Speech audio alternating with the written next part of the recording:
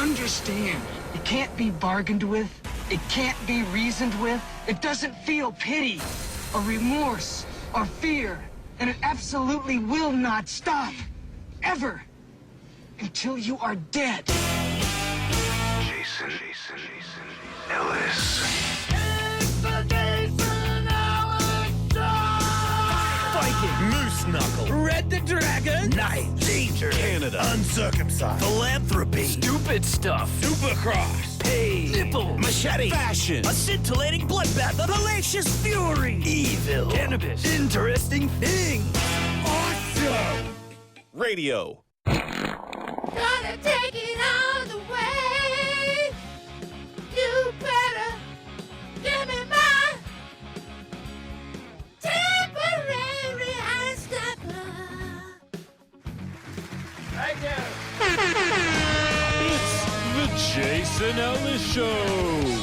Jason Ellis. Yeah, I'm really pissed. Michael Tully. I thought about maybe trying from behind. Andrew Bruce. I'm an idiot. Kevin Kraft. Who would have thought eating a bowl of gum would pay off? Mike Catherwood. There's a gun in my head, Jason. I had to fuck. And Will Pendarvis. Fuck yeah, I'm Will Pendarvis. House is blowing up. This is the Jason Ellis Show. Sometimes I douche with booze. Sometimes I booze with douche. Sometimes I douche with booze. But I never eat a cranium from my metal box. Never eat a cranium from my metal box. Take off your hair and let me have a look. Never eat a cranium with my metal box.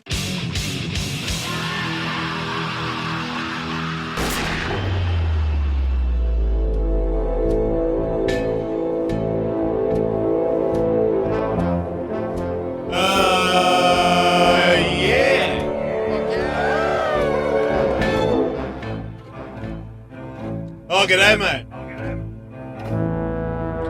Welcome to the show. It's Friday. You can do whatever you want. In just a few more days, here at SiriusXM, we'll have the ability to press a button, and then the shields will go up, and I'll be able to smear my ass crack across the glass, and nobody can report me. You don't know. Maybe I did. Maybe I didn't smear it. I will have a button that will close that. And then also I hear that apparently SiriusXM has metal cages that go up over the entire building, so when there's a fire, we all burn to a crisp inside it. Yeah, that's Shout out to them. second time I've seen that today. Second time you've seen a metal shield go over you. I won't In even this go out building. there. I don't even care. He's like, there's a metal shield going out over the building. I was like, that's great. I'm sorry, but have you ever seen, like, a crazy tattooed tough guy with a big wolf tattoo that has a vagina? I have. I don't really care about a metal shield that goes over the building anymore. I've seen shit that just doesn't make any sense anymore. I'm seriously confused as hell. I thought some Belko experiment shit was going down. Hey, Will, is he not even here anymore? Who's that Bill who's that guy that you love, Buzz Lightyear or whatever? Yeah, he loves Buzz Lightyear. Why? He's a big fan. Hates Woody. That's I'm a what I Woody feel guy, like. yeah. I feel like I'm on another planet just exploring. Like Buzz Lightyear. Woody's a bit of a bitch. Kind of right? He's always What? flipping out. Wait, Woody's a bitch? I'm just saying, if you guys are just going to casually throw it out there that Woody is like the superior toy, he's not without his drawbacks. He might be. Oh, I never said he was a superior I don't know. toy. I don't know what he's like. These two did. No. No. I don't know what he's like as a toy. As a person, he's a bitch. What? He's always whining and bitching. Is he? I thought he was like pretty happy-go-lucky guy. He's a And bit of a all his worry friends were bitching. He's happy-go-lucky when Danny, is that the kid? Andy is into Yes. him. But then, as soon as there's some trouble, he's like, "Wait, what about me?" Oh, no, he doesn't want to let a new kid a new toy into the scene. Yeah, I forgot that he's butthurt about not being loved all the time. Yeah. He's super needy. In every movie, he's a different needy for every Yeah, movie. he needs you know? to go. Yeah, go get a hobby, dude. Yeah, and Buzz is always like, "Hey, let's go out on an adventure." And he's like, "Whoa, wait, no, they're scary." And dude, It's like, oh, come on, dude. Bo Peep wants it. Like, hard. Who wants it? I'm starting to wonder if he's a little. Who wants it? Bo Peep, He's one of them Who's cowboys. Bo Peep? little Bo Peep. She's the hot chick who hangs out with sheep. Wants it from Woody? Mm-hmm. Oh, bad. See, that's we can't show that, but that's more than likely what Woody does most of the time. No, when she's like, "Hey, what's up, son? Pretty fucking what?" He's like, "I should probably be fixing my hat now." He's a cowboy. He should be like, "That's right, little lady." He knows your son's watching. He's not going to plow her. That's off camera. He shit, could man. tip his hat. He could not. He Tip could his act hat, like what, he just could so act. that, just so that you know he's fucking her. He Is could that act what like a you goddamn need man. That? I'm asexual. I Have don't you think he seen is. Have you seen 4? No. Okay, he kind of comes around. Oh, He does really? some fucking, huh? On the lady tip, at least. He establishes that he is not asexual. He breaks out Little Woody. It's a great time for that boing sound effect. Is there fights this weekend? There There's is, a right? great fight this The weekend. Pac-Man, right? And Rafael Dos Anjos, Leon Edwards. I like it when Javier Dos Anjos has his mustache. Agreed. It's- I like the new Dos Anjos a lot. Very Right? powerful. What is that? He's a bad man. Every now and then, a mustache can make a man great. I think he might be great. Yeah, I definitely am going to watch this boxing fight, and I'm definitely going to watch all the MMA stuff. I'm also definitely going to go skateboarding. Got a busy weekend ahead of me. Isn't it?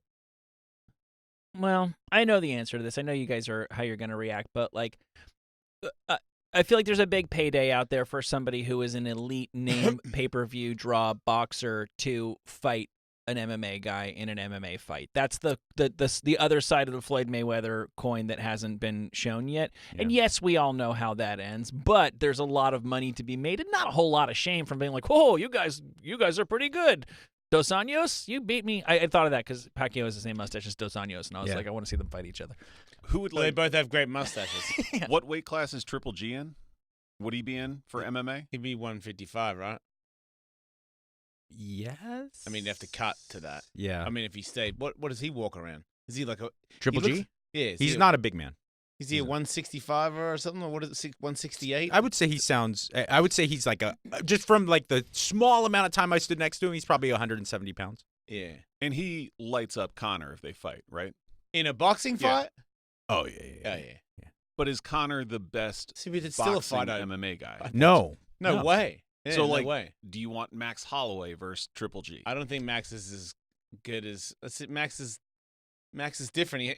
He has kicking and stuff involved where it's if it's just boxing, then you have to take away all those extra tricks that he has and just go with what his straight up boxing is. That's why Connor starts to look better at boxing than some of these other guys because Connor's just when you're talking about your basic fundamental hands. His hands are very fast, and he has in-out footwork, and his feet can stay wide because in boxing you can have wide feet. But a guy like Khabib, if he were to fight a boxer, would be terrible because he would just take. He's pretty good inside. He's got like inside stuff, but yeah, when it comes to, he doesn't have a very strong jab or the fundamentals of boxing that you have to have. And I don't see him cutting a lot of angles. And he doesn't necessarily have to because the threat of his takedown is so high that when he's fighting in MMA, it actually sets up some pretty effective striking. Like that overhand he hit Connor with, that's not technically a nice boxing overhand, but that punch should have knocked him out. But it was beautiful because it like right. he lowers that level and Connor's like, oh fuck, here he comes to shoot, and it's just whack over the top, Yeah. Look, I feel like when people are really, really good at boxing, that means you're probably not that good at MMA. It really doesn't. You can't have both.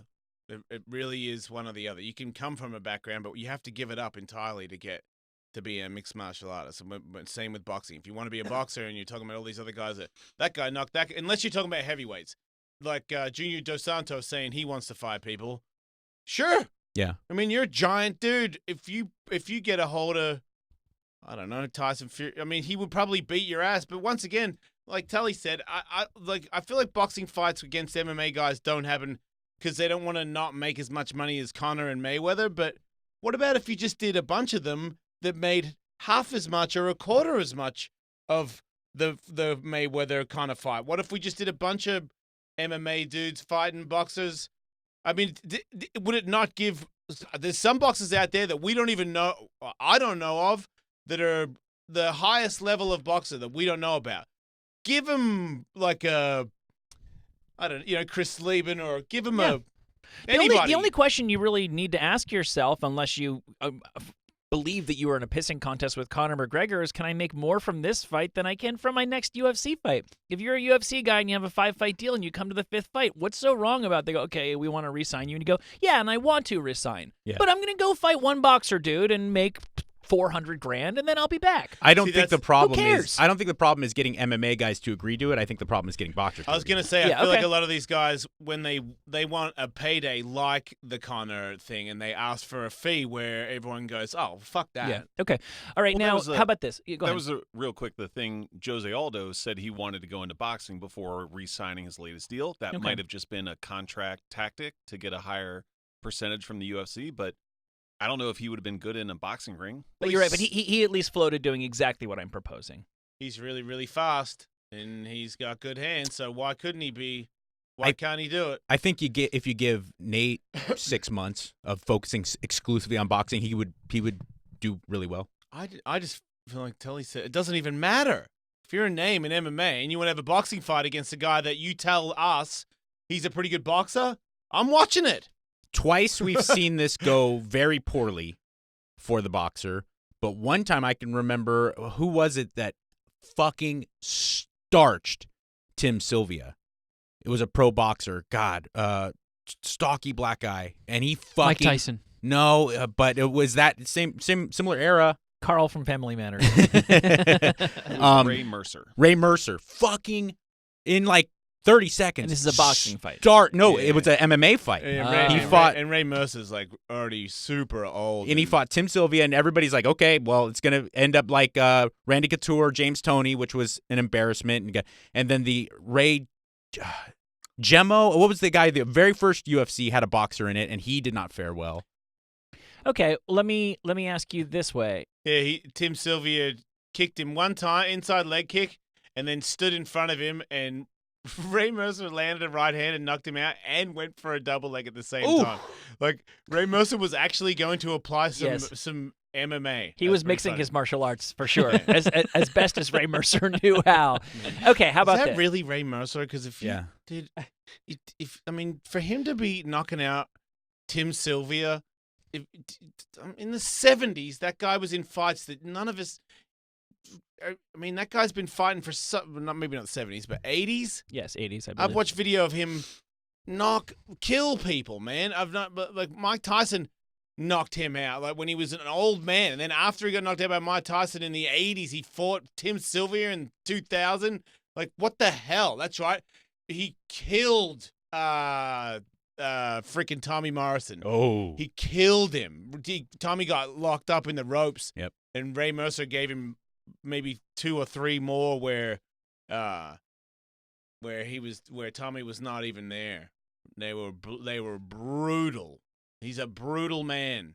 Okay. And with 4-ounce gloves, he fucking starched. And then as an old fat barbecue guy, he just went and starched Tim Sylvia. Yeah, he was a poor man's George Foreman. In an MMA fight. Yeah, really. Like way, way past prime in a sport that's got nothing to do with him.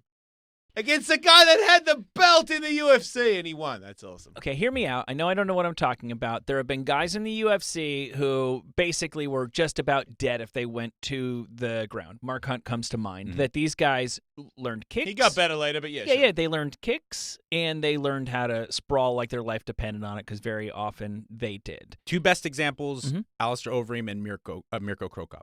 Absolutely useless on the ground in their beginning of their MMA career, and really worked hard to become effective. But I want to focus on the useless at it in the beginning. So I'm trying to figure out, if you give Manny Pacquiao, if you make it worth his while financially to spend, I don't know, you tell me, 6 months, 9 months, I don't know if Pac-Man really has a year to be fucking around at this point, learning how to kick, defend kicks, and sprawl. There has to be a guy somewhere on the planet that's had a pro MMA fight that Manny Pacquiao could beat by MMA rules, even though we all know he's going to try to box him, right? Yeah. I mean, I feel like Manny's the best one to pick, because Manny doesn't even really stand in any kind of stance. He moves around so much that I feel like kicking his legs out would be how he's supposed to kick his legs out if he switches stance so much and darts angles everywhere. I really feel like he's accidentally kind of in a position where he could kind of check kicks all the time or not even be there for I them. definitely knew that when I brought him up as an example. Klitschko's would be another good example too, because they started off in kickboxing. Did they really? They started in kickboxing before transferring over into boxing. So I think So those dudes actually can throw kicks as they well. can throw some kicks. Oh Yeah. God. They got the dexterity in their hips to at least do it again. Let's do it, man. Let's have some fun. Yeah, I see what's a fun fight for this UFC that I really like the was it Juan Adams? Yeah. Juan Adams is on this tip that I actually back. I agree with him. I think that he said that Greg Hardy's just, this big hype machine because he's from the football NFL or whatever, and that he just came in and got a big boost and he hasn't paid his rent and now he's going to meet somebody that has. I think he's right because I felt like, I don't know, I haven't been that impressed by Greg Hardy. I think Greg Hardy's just the freak athlete, really strong, violent person. So he's very happy to have a fight and try to kill somebody. And he's got agility and strength to back that up. But when it comes to technique, I've never been impressed by his technique at all. And that seems, I heard an interview with Juan Adams saying something similar to that. But I'm not that well versed in Juan Adams, considering I barely know how to say his name. So I don't, maybe he ain't that fucking good either. I like his nickname more. What's his nickname? The Kraken. Oh. Yeah, And Greg Hardy is just Prince of War. Yeah. And also, Greg Hardy's I don't know. Everyone's excited to watch Greg Hardy fights because he Hit a woman. very People famously love that. beat a woman badly. Yeah. To the point that the Shaking NFL your said, head, Andrew? He's a piece of shit. He is a piece of Yeah, shit, he's right? an awful person. They shouldn't have him in there. Yeah, Andrew. You're bad with domestic abuse when the NFL doesn't want anything to do with you. Yeah, that's when true. when they back away, they're like, yeah, you're seriously a bad dude. I'm starting to people think. change though. Do they? They do. I'm trying They to say. do. I'm trying to be. I feel like there's people that have murdered people in jail that have turned a new leaf and become nice people. I'm not saying they should get out and get a fucking house and free sandwiches. I'm just saying I understand. I that. believe that people can change. Whether you want to forgive them or not is I entirely think up I to think you. Danny Trejo's got a very different feeling in his soul and his heart than he probably did 30, 40 years ago. So Right. so for damn sure. But do we What about assume if he that? had any money? Do you think he'd have a different opinion then? What do you mean? What do you mean? What if Danny didn't have a goddamn cent to his name? Do you think that he'd still be okay with not robbing your It's a ass? valid No, question. he'd fight all of us for cash. Valid question. Would he still be a gangbanger? That's a valid 'Cause question. It's what you mean. It's one thing to. Yeah. I don't think everybody robs people because they think it's super cool and they want to be in a hip hop video. I think a lot of people rob people because they're fucking hungry and they're pissed that you got it and they don't. And life has thoroughly fucked them over And since if they you were hang babies. out in a society where your parents and everybody around them is like, hey, just make no mistake, everything we're getting sucks forever. Yeah. And you're like, okay, well maybe I don't want to live that. But is there any evidence to suggest that Greg Hardy has had a Scrooge moment? No, and I guess the question I would have is I think Danny Trejo is willing to talk about his past misdeeds and address that and how to better help society. Yeah. Greg Hardy, when asked about the domestic violence stuff, just refuses to address it. Okay. So do you need to address it to then? What show do you think that he moved should? on? What do you think that he should say in his defense, just for the hell of it? Which Good. I mean, he good deserves question. it. But if he would he have? Would you rather he answered that every single time? Because do you think if he answered it, do you think there'd be a bunch of dudes that would once he answered it once, do you think it would all end, or do you think he would get asked that over and over again? Honestly, That would be refreshing. Well, if he I- said, "Yeah, it I'm wa- a piece of shit," and I deserve that question. I'm a piece of shit. yeah. No, I will. I'm just trying to have a conversation about all of it. You know how I feel about it, dude. I can't. I know. I think when the you're a right big way guy. to the I right get way it. to do it, unfortunately, is you are that guy. Is the one time you do the sit down interview on your couch in your living room, and you talk in depth about how you see the error in your ways, and obviously the lawyers are going to tell you what you can and cannot say, but you can make it clear that you have a contrite spirit. And then moving forward, when it comes up, you don't need to go into it in detail. You can say, yeah, I mean, I've addressed that, and I'm going to continue. I continue to spend the rest of my life being a different guy than that. You And know what's that's plenty. the? That's plenty. You're right. Aziz Azar. I'm sorry. I'm sorry. I watched the rest of that in the sauna this morning with my wife. he did some stuff. Well, nowhere near as bad, but he addresses it and says that he's learnt from it. You know, I guess it's easier to address that you were just a dickhead to a lady versus addressing that you were violent. You know, what I mean, you actually laid hands on somebody because it's tough. It's tougher to, you know, I can believe Aziz saying that.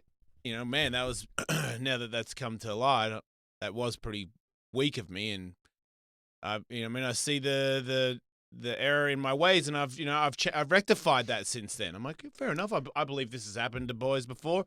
You get old. I mean, he's a famous guy. That's a thing. You get to be childish longer, and then all of a sudden, maybe you had a pattern where you didn't realize that you were hurting people, and then when it goes out in the media and you get it put on blast, you go, whoa, that is dick shit that I'm doing. Like I am I'm reading that as a third person watching him. Yeah, wow, that guy's a fucking asshole. Maybe I don't want to be that guy anymore. And I think I've that done that. A certain kind of guy, maybe, I don't know, Aziz, I wasn't there when he was in high school, maybe didn't get girls. When other people were kind of figuring out how shit was supposed to work, he wasn't in the game, and you get in the game late, and now you go from girls don't want to talk to you to girls are throwing themselves at you. It's not to excuse any of it, of course. I also think that, you know, we're talking about Aziz, we're talking about Greg Hardy, but like they're just about their situations in general.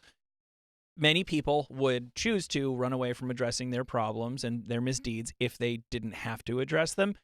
Greg Hardy is still on a track where he can get away with doing that. Aziz was fucking dead on the water. It was a fucking high wire act for him to even keep going and do a stand-up special in Brooklyn in front of a bunch of people who for damn sure care about that. And he had to choose his words very, very carefully. So I don't think running away from it was a choice for Aziz the way it is for Greg Hardy. But a guy like Michael Vick, I don't know where you want to view the dog fighting, and I mean what he did was terrible. Piece of shit. Lifetime ban. He It's easy. He is at least discussed it and like talked about That's great. how he grew up and addressed it. He did. Doesn't make it all right by any stretch. No, it doesn't. No. But he now has a job as like a Fox Sports football analyst. And I'm happy it for doesn't get him and brought up everybody anymore. that enjoys watching him do his job. Feel a bit bad for those puppies, but hey, I totally guys- agree with you. that's your thing. It's a disgusting thing to be into dog fighting. It's truly Torture. reprehensible. But And torturing them. and what Andrew talks about when he addressed it, I kind of got what he was saying, and I said, you know, well, that does make a little sense. He said, I grew up with people, my father included, where they were like, this is just as normal as Little League. This is what we do, dog. And if you grow up in that, knowing if that's normalized, I totally understand how the guy needed a wake-up call to realize that's fucking ridiculous that Okay. you would fight dogs. you know? I get that to an extent, but it's as normal as Little League. Hey, Michael Vick, did you play Little League when you were a little kid? Yeah, I did. It was awesome. Do you fucking torture dogs? I don't know. Who brought that? Who told you that? Like, was he talking openly about that? Because, Little League, dog torture. These are all American things, right? That's how I was raised. No, he fucking kept it a secret because he knew that it was a bad thing that people would be thinking was fucked up if he was doing it. Right. He would still be doing it if he hadn't gotten caught. Yeah, right. Just like Peyton Manning still is. Yeah, for sure. Just getting trainers to eat his ass. With Romo. Wait, what? Peyton Manning pays trainers to eat his ass? Yeah. There was the accusation when he was There was an accusation where he paid a trainer to eat his ass? Oh, Wasn't it like and the we're towel talking trick? we're talking about Michael Vick torturing dogs. This is way bigger. It was the towel trick, wasn't it? It was a What? trainer at University of Tennessee that he like bent over in front of. Oh man, that's not the same. You guys suck. Yeah, he made people eat farts. You're like Fox News, man. That's bullshit. Trainer or tranny? What? Hey, you better watch it out. Politically incorrect dickhead. I don't care It's- about being it's- politically correct. It's transsexual. I'm trying to be respectful, but the other words didn't rhyme. That's kind of like that joke. Did you ever have that one where you tried to like you got your buddy and you asked him to like try and do a sit up when you put a towel over his face? Right. And then somebody would pull their pants down and kind of loosely straddle them. And then right when they tried to do the sit up, you move the towel so their face shoots up and like lands right in the ass crack. I thought that's what he I've did. done it with my dick. Oh my god, dude. So lame. So anyway, I really want Juan Adams to beat the shit out of Greg Hardy. I also Me too. feel like when Greg Hardy does interviews, when Greg Hardy wins fights, or he does that weird fight where he cheated to win the fight, he just got that reaction where I think he's a mean, bad person. That's my personal opinion. Doesn't mean anything. It's my show. I'm allowed to say it. Hey, some people, it's your life. We're all allowed to root for who we want to root for and root against who we want to root against. Did you see Ben Rothwell saying, "Man, I'm sick of people doing pink diagrams. Look at my fat ass." I agree. Ben Roethlisberger. Well, sorry, I have to do that. But wasn't he also What happened? popped for No, but it PD? wasn't true. It wasn't a PD. It was all wrong, and nobody really tried to cover Rothwell on that. And he wants people to know, listen, Rothwell doesn't cheat. That's right. That's one thing Rothwell doesn't do is cheat. The only thing Rothwell's on is PIE. What? It's pie. Oh, okay. Yeah, no. Shit tons of it, too, because he is a oaf of a man. Fighting another guy who has always been. Don't give up, Andre. I say don't ever retire. I say just keep going until you're the president of the UFC, and then you can organize all the fights where everybody punches you in the face at the same time until you die. How old is good old Arlovsky? 73. Danny Trejo's age. Not a day over 7. Yeah, no. He looks like he's old enough to have a little bit of a Chernobyl boost to him. Maybe that's how he's still going. God He's damn from that- Belarus. It's funny. He hasn't retired, but his nose has. He's 40. Okay. His nose has left the building. Wow, look at that nose. That's insane. You're an amazing man, Andrei Arlovsky. Amazing man. You realize there's other stuff that you can do, though, Andrei. In Minsk? In Minsk, Russia? Are we sure? Wait, he lives in Minsk? He went back? I don't know. That's where he's from. Says Minsk, hometown. Like, I always feel like when guys are from, no, I don't know. Maybe Minsk is a really, really big deal. But assuming you're not from like Moscow or something like that, like, haven't you made enough of a name for yourself outside of it that you can just go back and open like Arlovsky's nightclub, and everyone's like, this is the local hero. He's got more money than anybody. He's world famous. This place is the shit, and you can just sit in the best table all the time, and pretty girls come over and say hi, and you buy him a drink, and you do a couple bumps, like. How can he do a bump? Have you seen that nose? Maybe what kind of a bump is he doing? He's smoking crack How at long this does point. he wait yes. for the bump to get to him? Maybe Rothwell can blow it in his ass. At the very least, aren't you by going, especially to America and making good and making American money, aren't you in with Putin enough to go back and just live the high life? I mean, Maybe Arlovsky's got too much, too much self-respect for that. maybe. I reckon Arlovsky's got the gay. And You he's think? not I don't know, a little bit. Well, there's other places that would welcome him, if not Minsk. I mean, he's doing good acting stuff, or is it just one thing that he did and that was it? I felt like he was on a roll. I think he's a great Russian mafia heavy guy. And movies they don't. How much they're never going to stop having heavy Russian guys in movies for John Wick to kill and shit. And even just Stranger Things this Are season. we really that bummed out if it's, hey, wait a minute, didn't John Wick kill him 3 episodes ago? I'm not mad at that. Just put a different beard on Arlovsky. I tell you, get makeup artists to straighten that fucking nose. You'll never recognize him. They did that in Commando. Did I say that on air? I know I told Will off air. Killed the same person. Yeah. So the story goes that as ridiculous as the end of Commando is, it was supposed to be like slightly more realistic when he goes to the island or whatever and just cleans house. Yeah. And while they were making it, someone involved in the production saw a sneak preview of Rambo. And they were like, oh, fuck. We've got some catching up to do. Oh, man. And they're like, let's see and raise on Sylvester Stallone. So all of a sudden that last sequence just became like, how many people can die? And they said literally stunt guys would get killed, go over, put on a mustache, go back out, get killed again. Fuck yeah. So Nice. That kicks ass. like a high school Bong play. Yeah, exactly. Weren't you the mayor like 5 minutes ago? I seriously, I think that people have enough they're aware of Andre when they see him having a nose like that, being that big, being able to speak Russian, so that you can, someone can say, oh, blah, blah, blah, and he goes, ah, blah, blah, blah, fucking chowder. Duh. And then he goes over there and dies or kills the guy.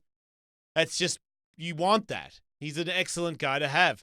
He's But, perfect for that. Man, if you look at what his body looked like and now what it looks like. There is a bit of an USADA question with Thank you, Mike. Mr. Thank Arlovsky. you, Mike yes. Catherwood. And if he stopped fighting, he'd get that back. Or at least just fighting in the UFC. I mean, dude, Yeah, look fight in at- Japan. Dude, look at the photos of him before. Andrew's putting up photos of him when he showed up in the UFC. He was a giant man who was stacked. Yeah, he looks like a giant Billy Ray Cyrus. In fairness, he was also 22. He's 40 now. I mean, I just think it's funny that it's weirder for me because when I was 22 versus I'm now, I might be buffer than I was then because I didn't do steroids. No one even showed me. I missed out the whole Well, thing. and you weren't training to fight at that point. Yeah. Yeah. No, he's like, because he can do period shit. You know, he can be, if they make like 301, 302. Yeah. He looks like that shit. Yeah. 301 Dalmatians. He can be a Dalmatian, no problem. And from all accounts, a likable dude, which will go a long Yep. way, in Hollywood. Yep. Yeah, I see great things for him in the future that are not in the cage. Andrei Arlovsky's just getting started, folks. I think you're right. I don't think he could make a run for the title. All he's going to do is beat Ben Rothwell. Speaking of titles, I don't think this has come up. A couple other pieces of UFC news. Dana White will not let GSP fight Khabib because of broken promises. Oh. Wait, what? Wait, not because you're saying that GSP wants to fight Habib and Dana's saying no? Because because his butt's hurt? George St. Pierre and I had a deal. He was going to fight Bisping at 185, and if he won, he would defend the title. He bailed on that. Didn't do it. So you just can't come out and handpick fights that you want for titles. Oh, okay. Yeah, so he did vacate that belt, citing his battle with colitis. Yeah. He made this deal that he would defend the title, Dana White explained. He went in and he saw Bisping as an easy fight. He fought Bisping, and then you look at the guys that are behind Bisping, and they're all killers. They're all literally killers. Now he wants to come back at 155 and fight for that title. That's not going to happen. I don't think George at his age is coming back at 155 and doing well. I don't know. Have you seen him in the pool? Oh, he's in great shape. Excellent exercise. I agree, but he's an amazing athlete. I think George could come back and really dominate at 185, maybe even 170. I don't think at this age he's getting down to 155 and being effective. And in the same breath, Dana said that they would not be doing any goofy is his word, 165, whatever. Catch weight. Yeah. I think if anybody can cut weight and perform the next day, it is George St. Pierre. He's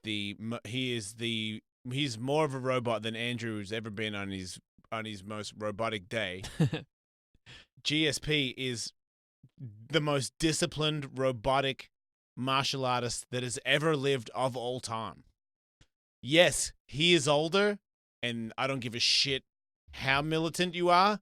But if you look at these weird people that the guy, the black Marine dude that fucking runs a lot, that came on one time, David Goggins. Yeah, these dudes where they don't. There is no fucking cheat day. Yeah. It's 24/7. Doesn't stop. Their brain just only churns to be a better athlete all day. So this dude, sure, GSP ain't fighting, but that dude doesn't stop. Look at him. Look at that body. And he knows that he could potentially come back. So he's not on that stuff. And he looks, I mean, look at him. He's as shredded as anybody can be. So I believe he could come back and beat I think he could beat Khabib. I would actually put money on him out of all the people because, as you know, Michael, styles make fights. Yes. Are you going to take him down? Is Khabib going to take him down? I'd like to see you try. I don't think he's going to. And then you got to talk about getting pieced up when you're trying to take him down. What about if he sprawls and denies him and then patches him up a couple times? What about that? What about that? Mm-hmm. What about some ground and pound on Khabib? What about now? How funny is that? Yeah, what are you going to do now? What about if I take you down? Didn't see that coming. French Canadians, guess what? I'm really good at wrestling. Everybody's got a plan until I take you down. Until GSP gets a hold of you and takes you down. That's right. Styles make fights. If anybody wants to go to Tully Ellis, fucking gambling, fuck off. I don't know. We should just start a new site. Michael predict fights. Why does Dana White not like catch weight? Why does he call 165 goofy? He's got a little dick. He's particularly always telling people what to do all the time. That's why. Particularly anti-165. But why? Because that for a long time, people in the know, fighters, analysts have all said, "Hey, it's a little bit crazy that there's a 170 and then a 155 and then up to 170. There should be a 165 for a lot of these guys like a Kevin Lee who are clearly in between." And Dana White just says, "I hate." He's been Why? vocal. There's never gonna be a goddamn 165. Yeah, but why? Is that like his unlucky number? He hates 165. He fucking That's hates such that. a shit answer, though. I know. Because I hate it. Okay, I fucking know. I understand that, but Shouldn't he love it with all of his like boxing pedigree and like all the myriad of catch weights that exist there and super flyweights and all that stuff? Hasn't he just sort of demonstrated, and it sounds more critical than I really mean it, but over the last couple of years that anything that is a matchup that'll make money that people want to see, they'll fucking twist any facts that they need to make them happen. And so why draw the line at 165? And it's another belt. Yeah. It's another look, belt. he also You said get that there champs. he said that there would never be women in the UFC. He did say that. Yes. So. Unequivocally. And one day there will be a 165-pound woman in the UFC. There will be. And also, Ashley And that will never be fight- the greatest fighting. That will be the greatest weight class. That is the biggest. Whoever is the undefeated female 165 champion in the UFC, like reigning and defending, whoever that bitch is, I'm fucking watching every single fight she has. I'll 'cause buy her she- t-shirt. She probably kills people. I wonder if a 165-pound woman broke his heart once. Maybe. No, I don't think Dana's into 165ers. Yeah, I don't. Not anymore. That's for damn sure. Yeah. Not anymore. If it was, it was He's- the last one. Yeah. He's a bantamweight guy. I think. What do you do though with like you brought up females? What do you do with like these females who are so far and away bigger than the rest of the girls? Yeah. But there's only a few of them. You know, like do you have just a league for like Gabby Garcia is fighting this? She got caught. It'd be different if Gabby was really good. She is, No, man. she's not. She's fucking terrible. Multiple She time. is the worst striker in professional MMA. That's it. End No. of- full stop. No, CM Punk's worse. Bullshit. CM Punk is no, worse than her. no, he's not. No, he's not. Let's make that fight. I'd watch that. Come on, dude. That's ridiculous. But I mean, she's- I would watch them grapple because I don't know if Punk would. I don't think I could survive She's Gabby a Garcia if she's multiple time world champion in right. jiu-jitsu. But to be great, but to get paid big money and to be in Ryzen fights or whatever it is and throw punches like that, it's not right. Like I'm not paying money to watch that. You're not professional. You're not at a professional level. It's ridiculous that you can be that high up in mixed martial arts and you still don't know how to throw a punch. That girl from Bellator just called her out. She won a fight. I forgot her name, and she called, and she's like, "I need to beat her up because she's not good. Is there a girl that's bigger or something? She's big. She's a big girl, but Yeah. I don't know if she's Gabby Garcia big. That's the thing. Yeah, but she doesn't have to be Gabby Garcia big. She just knows if it's a mixed martial arts fight, she needs to be, I don't know, 30 pounds out and know how to punch because she's the worst striker I've ever seen. I don't know. She's got When you angry start eyebrows. when you run at people with your hands out like that, I'm just like, man, it's the same as the Dallin Daniel dickhead. Like you just toot your horn too much without even throwing a punch, and don't act like you can. It's talking about John Jones because you submitted some dude that no one's ever heard of that probably could lose a fight to me, and then this.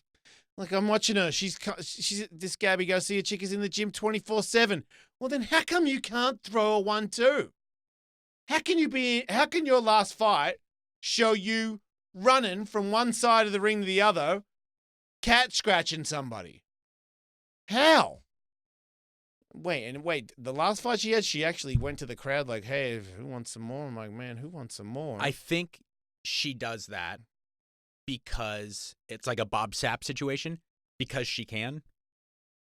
Like literally her versus her competition, that's super effective. You just charge people and yeah, grab. but look, that's the Bob Sapp fought people that could. That's the difference. Bob Sapp fought people that were better than him, and Bob Sapp got shit whipped. And I respect Bob Sapp for that. I have not seen Gabby fight anybody that can actually fight. She only picks people that she doesn't have to actually take any punches from. So And as we all know from Alice Mania, that's the bit that you're worried about the most. Yeah. Getting punched in the face. there's a big weight difference between her and Holly Holm, but does Holly just Holly run Holm through would beat Gabby? the shit out of her. Yeah. Does like all of the top 10 UFC women Yeah. 135 just run through her? Yeah. Amanda Nunes would light her up like she was fighting me. Yeah. I mean, she would just fucking explode her face. I mean, there's that. She's a 220-pound lady. She would fall over and she gets a hold of you. Then yeah, watch out. but she's that bad at striking. Her game plan is with somebody who really can punch, because she'll even she's been so bad before that she's like, I apologize and I'll get better, and then she's come in acting like she's gonna strike, and then she's got it's crazy to me that you still haven't learned to at least keep your hands around your face. She doesn't even act like she cares about boxing at all, and it's because she doesn't have to face anybody where you would have to worry about it. But a real high level striker would just they realize that, what are you going to do? You're going to run and try to grab my ankle. You're going to duck down and grab my leg. That's it. If you just keep getting away from that and punch her in the face, it's a boring fight, because she's going to do that weird thing where people just lie on their back and they do the up kick thing. Yep. So you just have to watch that shit all day. Wait Yeah. for Herb Dean to stand him up. I'm not a fan. I don't know if she's a nice person or not. I'm sure she is.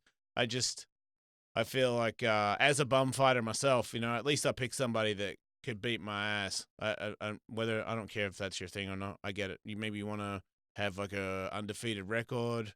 Maybe you're working on, in a few years from now, you'll actually fight somebody that can fight. I don't know. Maybe you have a manager that advised you otherwise. But as it stands right now, you haven't even had a real fight. Here's that chick in the upper left corner there. That's the Bellator girl that won, and during her post-fight interview called out Gabby Garcia. She's like, Oh, is that why she's posted it? Yeah. Yeah, well, good. Somebody good. If she has a belt in Bellator, that means she's a professional. Julia the Jewel Budd. Yeah, and I've never seen a professional fight Gabby Garcia yet. I've only seen sort of like 75-year-old Asian ladies, and I think I saw maybe like a 38-year-old large, out-of-shape African-American lady fighter who had pretty much zero background. Fell on the ground. Got Kimura in about 3 seconds. I just want to see somebody give her a tussle, and then all the credit goes to you, Gabby. Just show me one person that does looks like they've done some training at the gym. They throw some punches that goes towards the face area. Their hands are in the right spot after they throw it. All that stuff, Should she Proper fight guys? pro. No. Why not? I don't know, It'll because probably she's be- not a guy. Yeah, No, it'll be I know. upsetting to watch her lose to one. But when I'd you- imagine. I don't think that's fair. I just think she needs to. I think you're right. I mean, we don't have women fight men for a reason. But when you're talking about a 230-pound shredded chick, that's such an outlier. I don't think it's that big of a deal. We're talking about mixed martial arts, and we're talking about somebody that can't punch. So I just don't. That's why I think it's ducking. Because don't tell me that there isn't a girl out there that is like 140 pounds or 130 that can beat her. There's millions of girls out there. She just hasn't taken that fight because she doesn't want to get punched in the face. No. I could be completely wrong. Just seems like when I watch kickboxing tournaments and shit, there's girls out there, man, that could light her up. Jermaine Duraname would fucking I mean, head well, kick that's the a shit different. out You're of her. talking about somebody that's already signed to the UFC, so that, sure, she can't fight her. But I don't think you need to be Jermaine Durandery. I think you just need to be some chick that's in K1 she can't punch. I'm telling you, dude. I don't think I've ever seen anybody. Brock Lesnar's. She's very similar to Brock Lesnar when it comes to punching. Does Ronda lose to her? Because Ronda can't throw a punch, right? No, Ronda would destroy her because Ronda can. Mm. She can punch enough, and she can get out of. Her grappling is. She's not going to get caught in anything. She's just going to get out of it over and over again. But Ronda's not someone who's shooting doubles and stuff. I mean, all her takedowns are with that judo hip toss. Yeah, but I think if she gets close enough to Gabby Garcia, listen, she's not just big. Yes, you're right. Her striking's that. She is a jiu-jitsu master. She would fucking fuck you up if she grabbed your shoulder. Yeah, maybe, but not Ronda. Ronda's a black belt. No, in Ronda's jiu-jitsu an too. amazing grappler. Don't get me wrong. Her That's what I'm armbar's saying, you still, gotta- in my opinion, like the most picturesque I've ever If seen it's in a MMA. gi, then it's different. But if it's an MMA fight, you're not going to submit Ronda Rousey. No way. You have to box with her a little bit. And she does that weird. She just runs at people like a street fight with a bigger person, and she skips after you with her hands out. Yeah. trying to grab a hold of you. Like, she'll grab your hair if she has to. It looks like the guy which means you can strike her that whole time. It looks like the guy then, who. And then if you're an Olympian judo person, you hip toss that person every time she comes after you. Yeah, you might be right. And then every time she goes for a triangle and an armbar, you're Ronda Rousey. You know how to defend all that stuff pretty good. But adversely, she knows how to defend it pretty. Ronda hip tosses her. She's not locking up an armbar. She's not. I'm just saying, dude, when you talk about all the Gracie guys, it's great. Yeah, they're really good. When they're in MMA, cool. But if you're a well-versed wrestler or jiu-jitsu practitioner in the UFC, fuck Gracies. You're not catching me. There's only one guy. It's not even a Gracie. That one guy, the heel hook guy. Kevin Hall. The guy Ryan Hall? Yeah, Ryan Hall, that guy. Okay, that guy might be able to get everybody without knowing how to punch, but that's the only guy because he's got some weird ankle things that he does to people. So it doesn't matter who you are. I guess you kind of. That guy's the only person, but all the other people, you can't just be good at leg locking stuff against somebody who's a black belt in jiu-jitsu with no gi. They get out of it. It's easier to defend. I'm not saying that they're going to catch Gabby in anything. I don't think that's going to happen either, but it's way harder for somebody in MMA to catch you and catch a submission against somebody who is an equal, a black belt who can punch you and you really can't punch. Be different if she had any striking at all. That's why I can't believe there's videos of her showing you. She's showing everybody that she's working on a spinning elbow.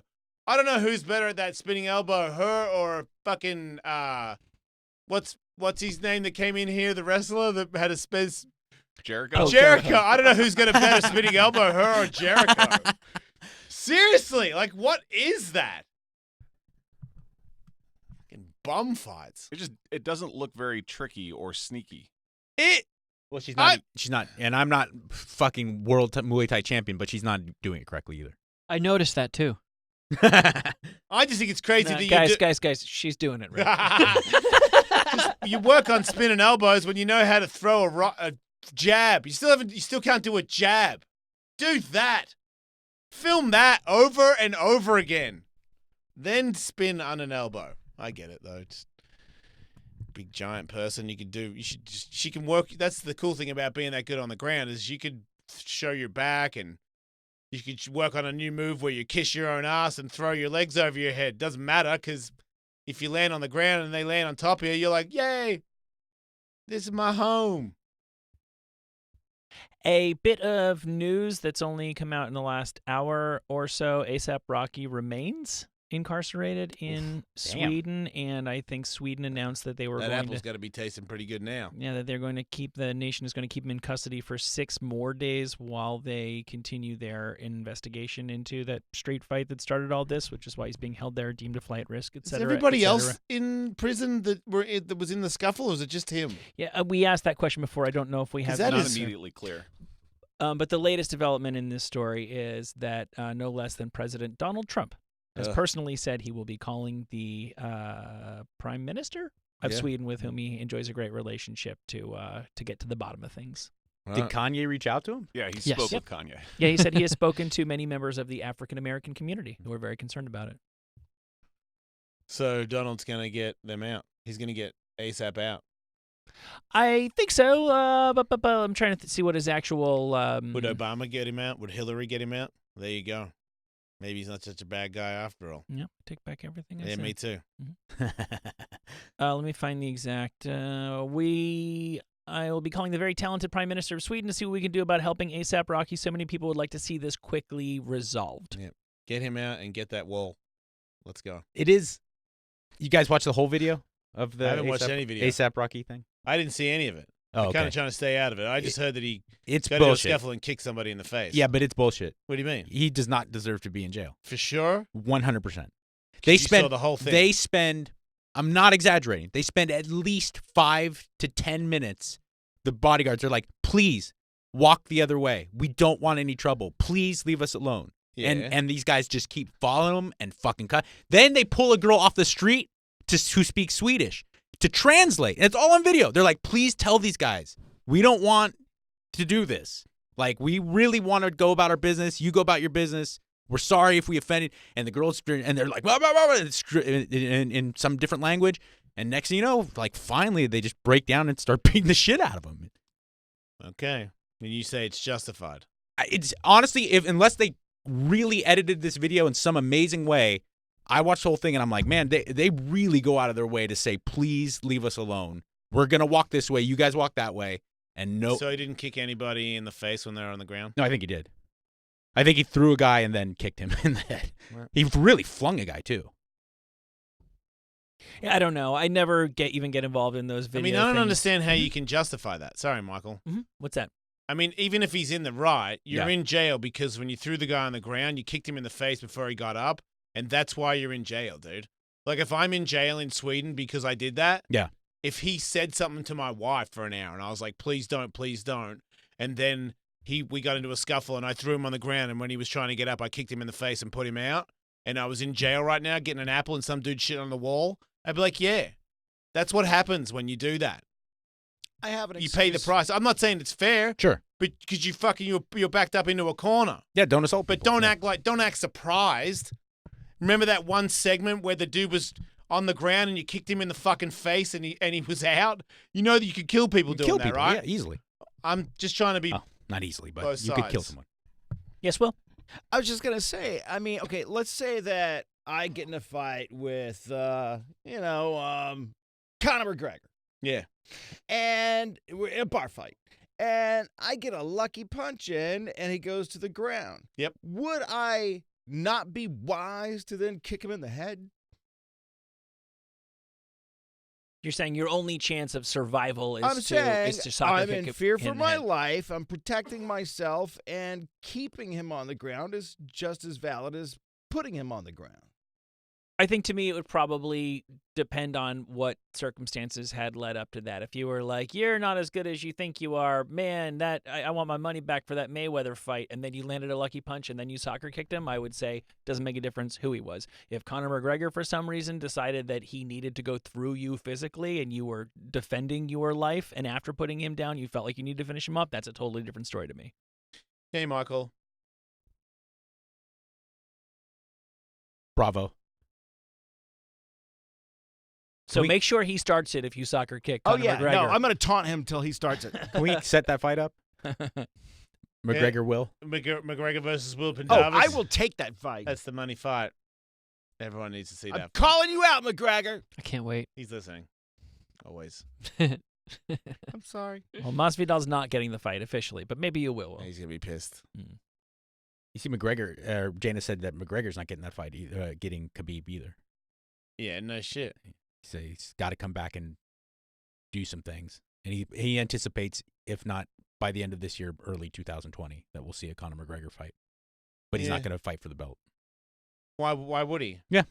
I think in his mind he thinks he should. Where's Ferguson in all this mess? I think Conor McGregor thinks that he should get the title fight because he's from the last time he fought where everything's completely unfair and it's all for him. And now it's not the case. You don't own both belts. You lost, dude. So now you have to, sure, you're a money fight. No matter who you fight is a money fight. But the same people don't own the company that they did when you were running that game. And now it's about who's the highest ranked. And I don't believe, I mean, let's say Dustin Poirier beats Khabib. Because who the fuck thought that he was going to beat Max Holloway? Right. Did you think that? I didn't. No. And I thought he didn't have a really, chance. really like Dustin Poirier, but I did not I anticipate thought he that. did not have a chance in hell, and he beat his ass. He took his heart, man. He tanked him. Like, I thought that Max unloaded on Dustin, and I'm like, well, that's going to be it for Dustin. And Dustin was like, not even close. Yeah. And then took him out. My only thing is, even my coach said today, is like, if he wins against Khabib, we need to test him a little more. Because he got good. He got better. Do you know? Dustin Poirier was very good.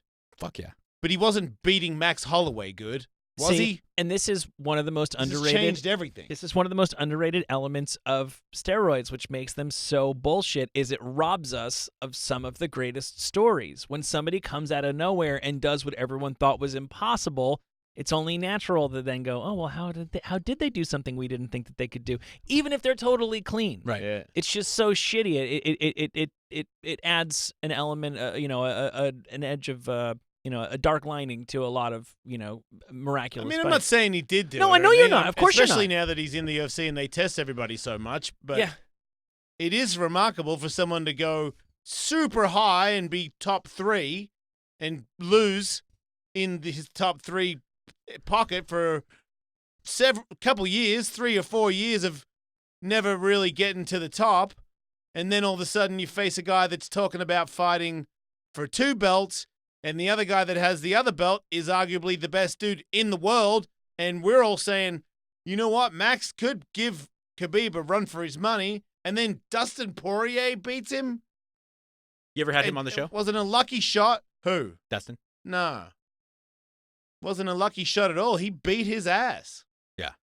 Right. So, But the example I always use, just because I don't know what I'm talking about, I read things and hear things. Marquez and Pacquiao, that he'd lost 2 times, and then obviously handled things the 3rd time, and it seemed like the consensus among knowledgeable boxing writers was when Marquez showed up for the 3rd fight, they're like, whoa, Yep. you look a little different. Holy fuck. Well, that fucking changed. Like, why are we doing, okay, you don't care about legacies. You don't care about, well, something has to matter here. Like, we do care about who wins and loses. People do make more money or less money depending on whether they win or whether they lose. That's a fucking amazing story, an amazing comeback. Nobody saw that coming, but it's like, no, he was just on crazy steroids. He got better steroids than Pacquiao. Well, that's not that much fun. That era of, just what was You that? could say 6 that- years ago. I That's a different place though than modern The modern UFC is really strict. Okay, about good. You've PEDs, said that so many times, and I have to take your word for it. really strict. And maybe they can cheat a little bit, but if you put in crazy amounts of natural uncheating work, I know from my level, there's a couple of different Jason Ellises that can show up on Fight Night, and the one that's been crazy disciplined, I know the unfortunate truth that that guy beats all the I'm doing it, but I'm not doing everything. No. That guy can't beat the other guy. That's just the way it is. And if I was completely disciplined and I did my greens and I ate my the only beef that I had was the best meat that I could possibly get, and I got my sleep and I had my algorithm fucking watch on or whatever, all that shit, it does beat. Well, how's my weight going? It beats that guy. No, you make a good point. It's true. It's true. Bad dinner. You're not as good the next day. And it didn't Marquez one of the guys that had the raps? Is that him? Sorry to point fingers. if The it's cheating incorrect. raps? Yes, where the plaster things Oh. that have happened a while Oh, ago. I That don't wasn't him. believe so, no, Okay, no. sorry. And that fight where he beat Pac-Man kind of was bum rushing there too, right? That's how he got caught. That was one of the nastiest knockouts ever because Pacquiao was coming straight in, and it was Right. just. But he flush. did get tagged before that. That's why he was trying to get Marquez back, Yep. right? Yeah, he was Right. invading. Yeah, so that'll be fun for all the people that want to sit on their butts and watch the other people in the world do stuff. Maybe there's a new chair people could invent. Fucking. I Not need a new me. chair. I'll be Right. scaling K2 this weekend, so you I'm guys probably see how that goes. sick. Yeah. I'm going to steam my vag while I watch the fights. I'm going to get one of those bowls and put a lot of chamomile in a bowl, and then I'm going to sit over it with no pants. So that, Steam clean the vag. yeah, I'm just going to, so that when I bend over every now and then in front of my wife, she'll get a hint of eucalyptus, and I can be like, oh, mate. It's like those. What do you call those things that you use to put air into a fireplace? Wait. The- What? A plume? Oh, yeah. Is that a Is, plume? is that a flume? Yeah, Flume. no. Okay. A flume? Oof, a flume is too much air into the cavities. No. But I'm just saying when you bend over, it naturally will flume Yes. the scented chamomile air out of your vagina. That's what I'm saying. If I spend, how long's the UFC go for and the Pac-Man fight? If I sat on my eucalyptus vag steamer 5000, Oh man. that's like 6 hours of entertainment where my ass is just getting yukai lip dyed right up the date. That's a pussy potpourri. Don't tell me that every time I bend over near my wife, she doesn't catch a fucking kangaroo's ass. That's a lot of wafting going on. Fucking eureka, mate. And get- Right? You're gonna be so pissed when you take a shit. Did it, All did that it. hard work. I know. I'm gonna shit gum leaves. And you can start while watching like the British Open in the morning. Fuck off! Don't before wait. the Who? fights. What's English people doing? What's that, tennis? Besides fucking off out of my life. It's one of the 4 and the last one golf majors of the year. Golf. Yeah, it's over Fuck in off. Northern Ireland. I don't care about Very golf. early in the morning. I've for I've said us. it before and I'll say it again. If you watch a golf tournament, don't ever tell me you're busy. I'm a man. I'm a man. I'm not steaming my vag while I watch golf. Yeah, Touche. I'm a man. Wait, Yeah. I feel like you're coming at me, Will. Nope. What's wrong with steaming the vag? And why do you have to be a man? What's wrong with being like, A man with a vag? I don't know, just like not really that manly. What about that? What about if I'm not really that manly? I guess I'm a man, but I'm not that manly. Sorry. My hide is not that tanned. Meanwhile, in England, it is that time of the year again where the streets reek Brush their teeth. of semen. What? Yeah, London smells like cum. Is it because of those trees that I was talking about? That's exactly right. Jizz trees. They got too many jizz trees. Yeah.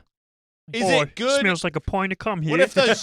What about if those jizz trees? That smell was the smell that made all English people kill themselves, like that Like one The movie. Happening? Yeah, like The Happening. Oh, I hate Bloody the hell! smell All of of a sudden, jizz. I want to kill myself.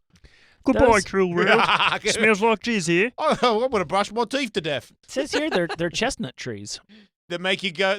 Man, Yep. watch out, England. Oh, you can really can smell that nut. on Yeah, exactly. The semen is the smell that comes out of the nuts. Man, England's gonna be bummed out when those cum trees decide to go. Does all semen have the similar smell? I thought Yeah. it kind of varied. No, we covered it the other day. It's Oh. bleach, apparently. Pancake batter. I don't know, dude. Look, They I just, do Pancake taste batter? different. Huh? I don't What? think cum smells that bad. I feel like I can kind of see things from a lady's perspective. Like, I agree. I mean, I've smelled my. It's chlorine-y. It's chemical, Oh, that's but what it's it was. not. Chlorine. Yeah, But it's yeah, not yeah. that bad. If So vaginas mellow. smelled like that, I probably wouldn't lick them so much. Man. I disagree. I think if you got served any dish at a restaurant that tasted like vagina, you fucking punch the chef. It's just that Really? because it's a vagina, you have in your brain, you attach it to positive thinking. Hmm. But if anything came in your life that wasn't a vag, that smelled like vag, you'd be like, what the fuck are we doing here? yeah. Meanwhile, like a cum burger, like, Yummy. I'll have two. well, that you can say that about a lot of things, right? Like, you love the taste of whiskey. Would you drink it if it was non-alcoholic? Right. No, who would? You love beer. Ditto. Yeah. There's lots of things that you like. Would you even, would you smoke weed just for the fun of it? I like the way weed smells, but I don't know that I'd smoke it for fun. There's a lot of things you like the taste of because you like the connotations, the association. Coffee for me. I mean, I really enjoy coffee, but I enjoy it mostly because of caffeine. I don't think I would drink decaf to get the flavor. You know? I probably would. Really? It's, You like it it's that such a much? ritual. Like if a doctor told me, like, hey, the reason you're fucking breaking out in hives all the time is coffee Yeah. or the caffeine in it, I would probably get a bunch of decaf and drink that every morning. I have ordered a decaf affogato. You know when they pour the espresso on top Oh, of the ice cream Yeah. to Kicks get the hot ass. and the cold? Yeah. I can't have coffee that late at night. I have literally offered decaf affogatos. Yeah, but would you That's order it awesome. without ice cream? Well, no, but I did choose to have the coffee dumped on top of it instead of just having plain ice cream. Gotcha. I wouldn't choose to have vagina dumped on it.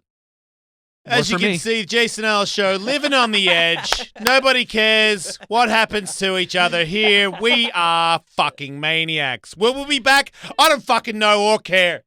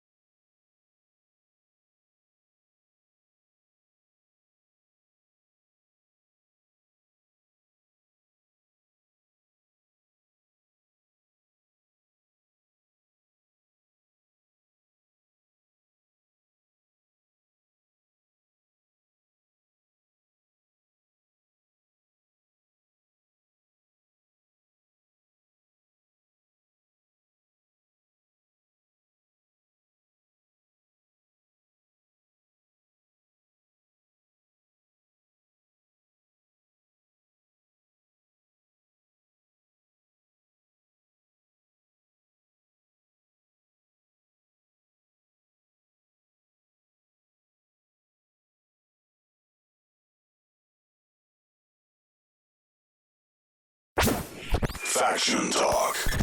Sirius XM 103.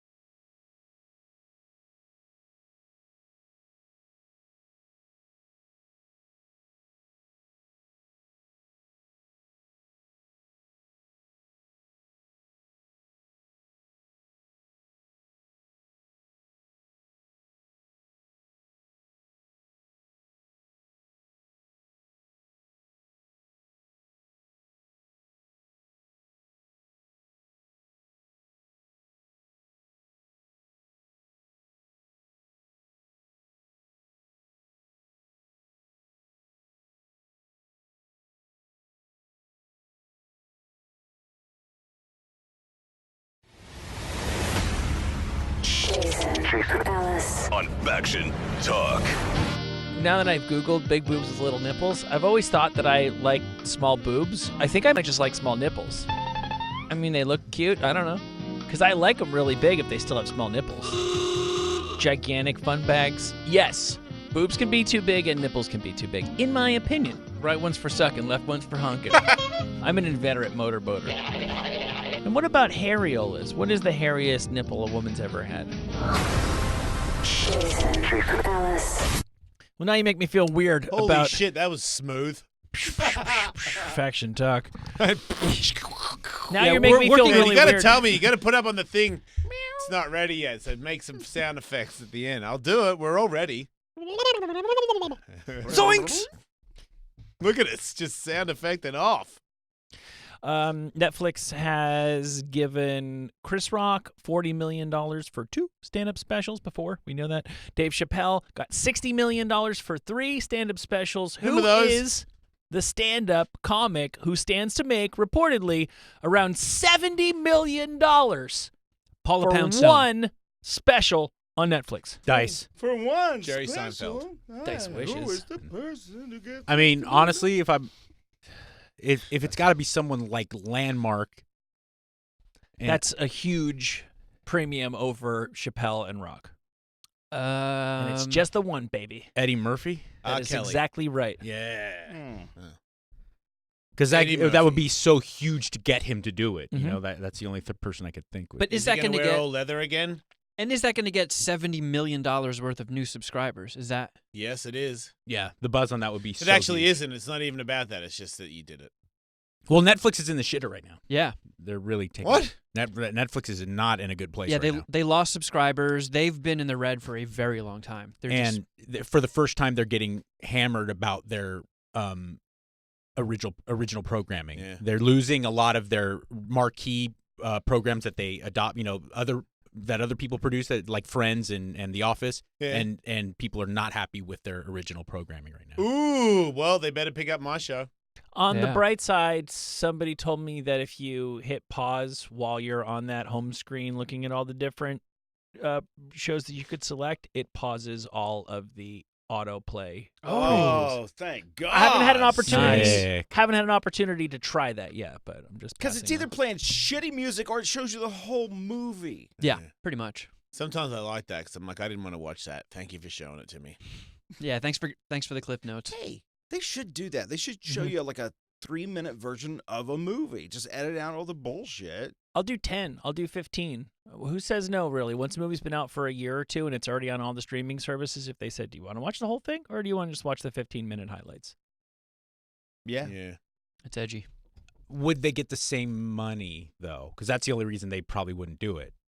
Are you willing to pay the same rental fee for that 15 minutes as you would for the hour and a half? No, I'm assuming this is the stuff on streaming services, Oh, be it okay. Prime or be it Netflix. That's just one of my options. I can watch it in Would Spanish. you watch I a can watch a special short version. on Netflix again after you watched it? Comedy special? No, I don't watch any of them the first time.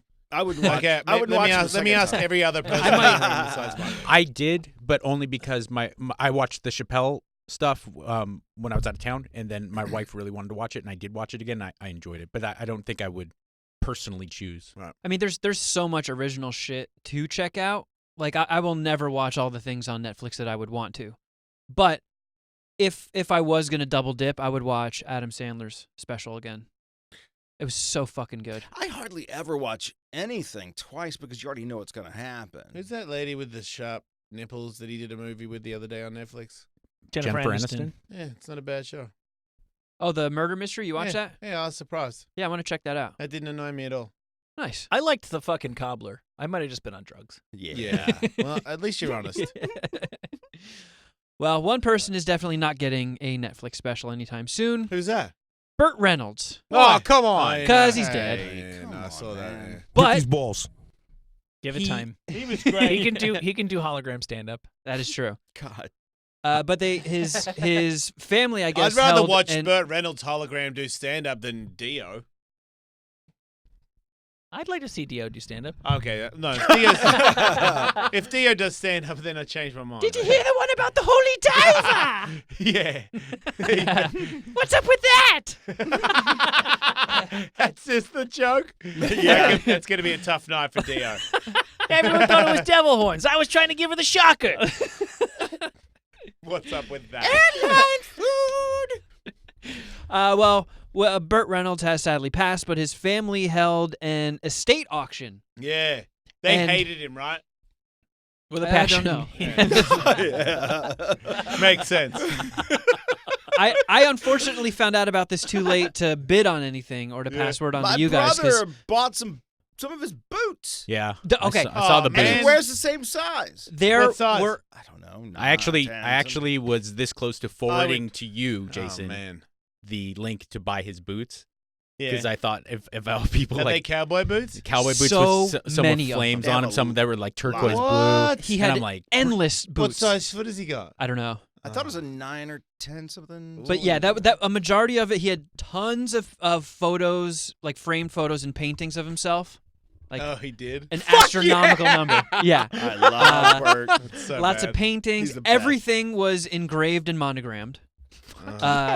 Like I said, tons of boots, endless cowboy hats, Yep. like oddly a ton of canes, and Well, yeah. Indian Nah, he- cowboy and Indian He shit. pimped that shit for a while, right? Well, 'Cause I yeah. think he was Yeah. like on the Evil Knievel tip for a little bit. and he was a football. He was a legitimate football player. Yeah, before a getting lot of into a lot of Was that he- stuff too. Yeah, yeah. Yeah, he was. All right.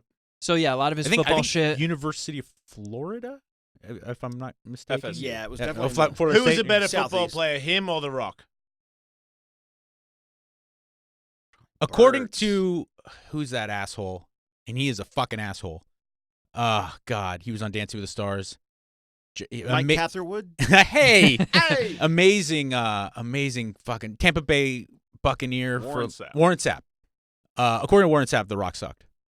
Ha ha ha ha ha. I know that Burt Reynolds is known more as a football player than The Rock. Yeah, but Burt Reynolds is a bullshit artist. Like, Burt Reynolds talks the meanest slice of bullshit the world has ever seen. He's a kung fu karate. This is back when nobody had to prove anything. You know what I mean? Like, dude, there's 80s guys, I'm not saying who, but there's people that know a lot of different martial arts that get the fuck out of here I with your never- cartwheels and your pajamas. You don't know shit. I never thought of him. I never even heard of him doing any martial arts, but I knew him as a football player, and Didn't he try and do his own stunts? Isn't it Yes. like when he did the second, because they did the movie with about football where he was in it, and then they did a remake Longest where Yard. Adam Sandler was him and he was an older guy. Bless you. Bless you. Sorry. Are you allergic to me?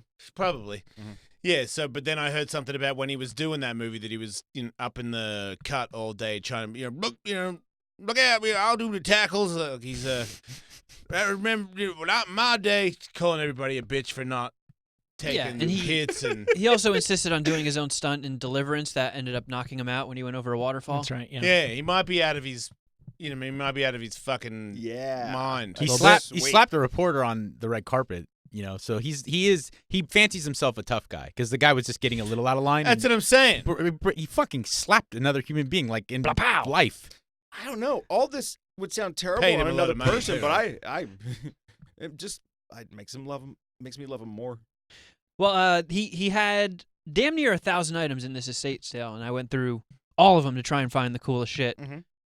I sectioned them off into kind of like categories. So starting off, this is a painting of a swan in foliage that Bert did himself Oh my god. at Wait. 6 years old.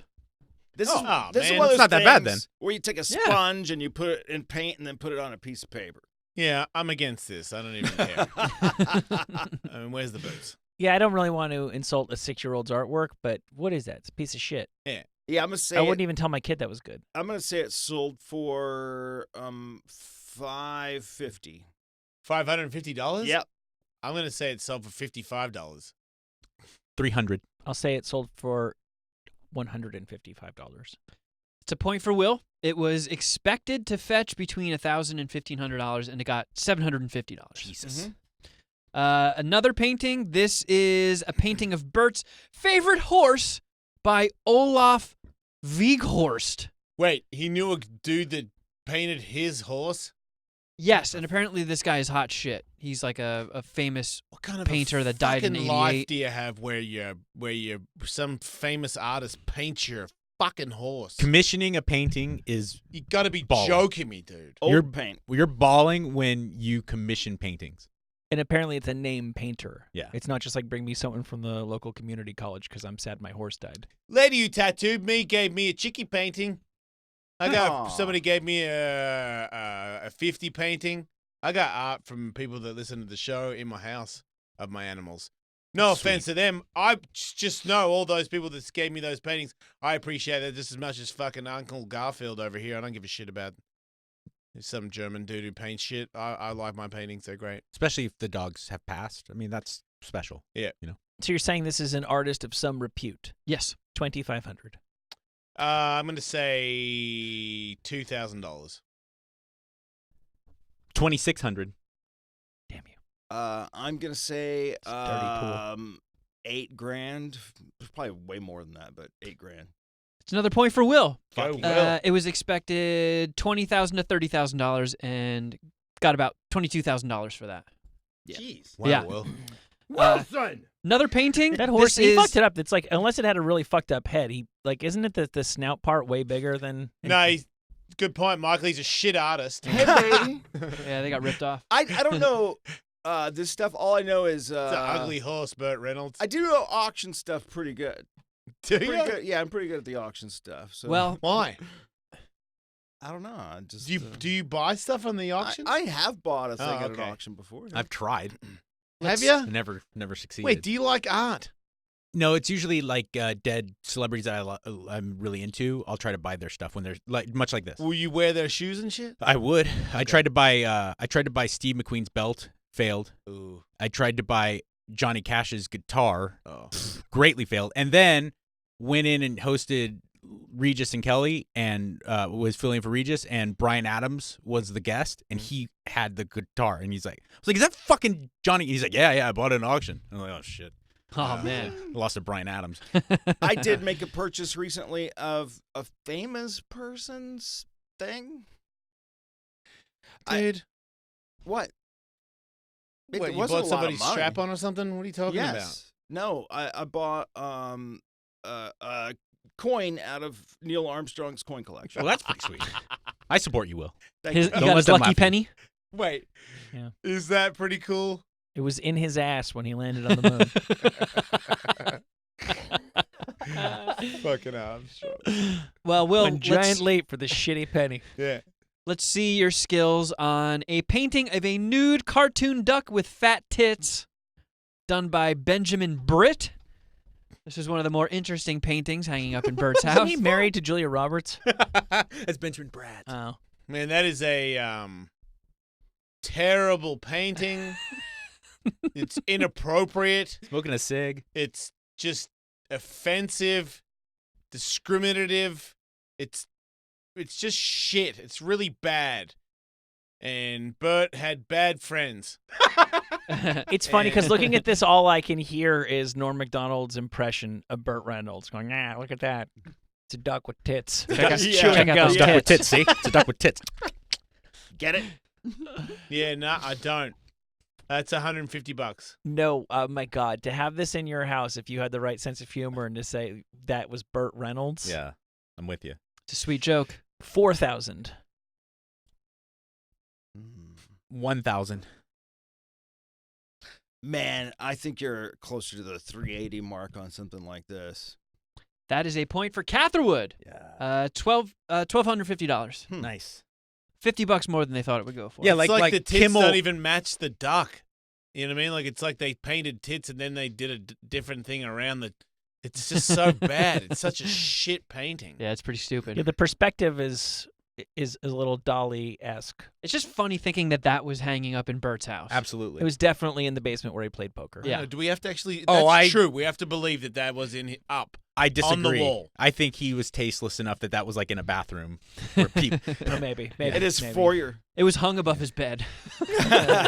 like Kimmel would buy that. Yes. Someone Probably. like that. One last piece of art. This is a paper mache mooning ass. Jesus. That's He's just a sculpture of an ass with a pair of hands pulling the jeans off of it. Boy, his family really did hate him. Like, for all the money that they'd gotten from selling Told his ya. homes and whatever, and all the money they were going to get from this, they couldn't just trash the paper mache ass. no. They sold. No, they hawked dude. it. They hawked loved it. him, and they're like, "This is the Bert that we know, and here you can have a The piece bird of that him. we knew Here's the ass. used to here's the love tits. coming home and going, "Look at that. That's a concrete ass." He's See gone, that? guys. Uncle Bert's ass belongs to the world now. Yeah, that is worth.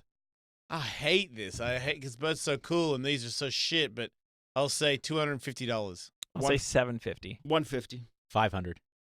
That's a point for Catherwood. $450. Yeah. Damn it. Yeah. All right, this next item is a sweater with Bert's high school letters from Palm Beach High, where he was a football star and graduated in 1954. The letters are real. Those are his actual letters, but they bought a sweater and just sewed them over. Fuck off. He never put them on a piece of clothing. He just had He his never letters. gave a shit. Not putting him on a jacket, see? He didn't even want them. That made That's it some pussy worse. shit. I'd rather have the letters than this. by themselves. Yeah. Yeah, I mean you could rip them off. Yeah, fuck. $100. So 200, lame. $200. Man, You love patches, Will. I do. I mean, I would pay any amount for this, but I think the average person would probably go more around the $450. Right. I'm going to go 500, yeah. That is another point for Catherwood. Yeah. $562.50. Another piece of clothing. These are embroidered silk pajamas. Oh, Monogrammed now we're talking. silk with a Harrods label. Yes, oh, that's a good Wait, one. there. what's label? Harrods. What's that mean? Harrods. Harrods is like this very exclusive department store in London. That's like one of those places that Michael Jackson would shut down and spend like $700,000 in. What? Yeah. Was It's a very exclusive, like high end. It's like a Saks Fifth Avenue, but in only. did Dodie's dad own it? Dodi Al Fayed? Yeah, I'm not sure. Who's Dodie? the guy who was dating Princess Di that died Yes. with her. Yeah. His dad owned it. Yeah. Whoa. It's ballin'. And he was in that, man. Wait, the pajamas? Wait, I'm connecting all the dots He now. was in there buying pajamas. He was like shutting down the shop, probably doing a bunch of blow, banging Princess everybody, buying all the Diana. pajamas, and then nothing. Dead dust. Got a nice big BR embroidered on the pocket. Brr. Man, those are sick, and I don't give a shit. I hate pajamas. Yeah, you They have to fit you, wash too. 'em. You're probably right around his size. Silk, Those nice and are. soft. I'm gonna say those are $2,500. Well, you took the words right out of my mouth. I'll say 2,000. 1,200. 3,000. That is a point for Will. Oh, $1,280. Yeah. That's fair. those are great. One more piece of clothing. This is a royal blue wool blazer featuring flame adornment in the front, and the label reads, Wow. designed for Burt Reynolds. Oh, no. Is that tribal? It was worn in the Is that a tribal? Is that Affliction? Dude, it looks like it's got Yeah, it's tribal in it. Tribal Flames. Yeah, he wore that in the 2017 film Last Movie Star. And it also comes with a DVD of the film. Oh, no. He hated that jacket even when they made it. Yeah. That's a steaming pile of shit that he doesn't even want to be associated with. Yeah, he was playing like a bad parody of himself, and he knew it. Yeah, $800. That's what I was going to say. 200. Oh, I disagree. I'm going to go with 1,000. I'm going to go with 720. That is a point for Catherwood. That's $2,800 for Wow. that thing. You got ripped off. Yeah, nobody could wear that, right? You could have bought the ass and the naked duck for that. Next, we move on to some of his documents. This is Bert's signed license to carry handgun permit. Oh, that's fuck fucking yeah. Sweet. Yes. I love that. It's Man, from that- 1978, and it has his thumbprint. Yeah, And and that he photo. looks pissed, Yeah, too. that photo looks like a guy who really wants to carry a handgun. Right? Oh, yeah. That photo tells me don't give that guy a gun. He's going to kill me. I know. He's so angry. And it I'm has shocked. I'm shocked you needed a license. I'm being serious. I'm shocked you needed a license in 1978 to carry a gun in Florida. Yeah, well. I would have thought it would be just like, yeah, just buy Is a it a gun. concealed carry or? No, that's just Bert Maybe he shooting just- him in the air at the nightclub. That's what that is. Maybe he didn't need it. Maybe he just wanted a thing that said, Yeah. I carry guns. Yeah.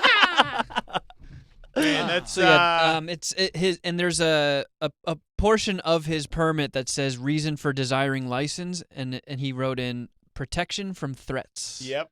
Cool. And No, it's got they're right behind me at all times. He thought that. And That's naturally, what happens yeah. when you become the most powerful man in the world. They're right behind. Everyone's trying to get me. Look out. Yeah, and it's got his autograph on it as well. Yeah.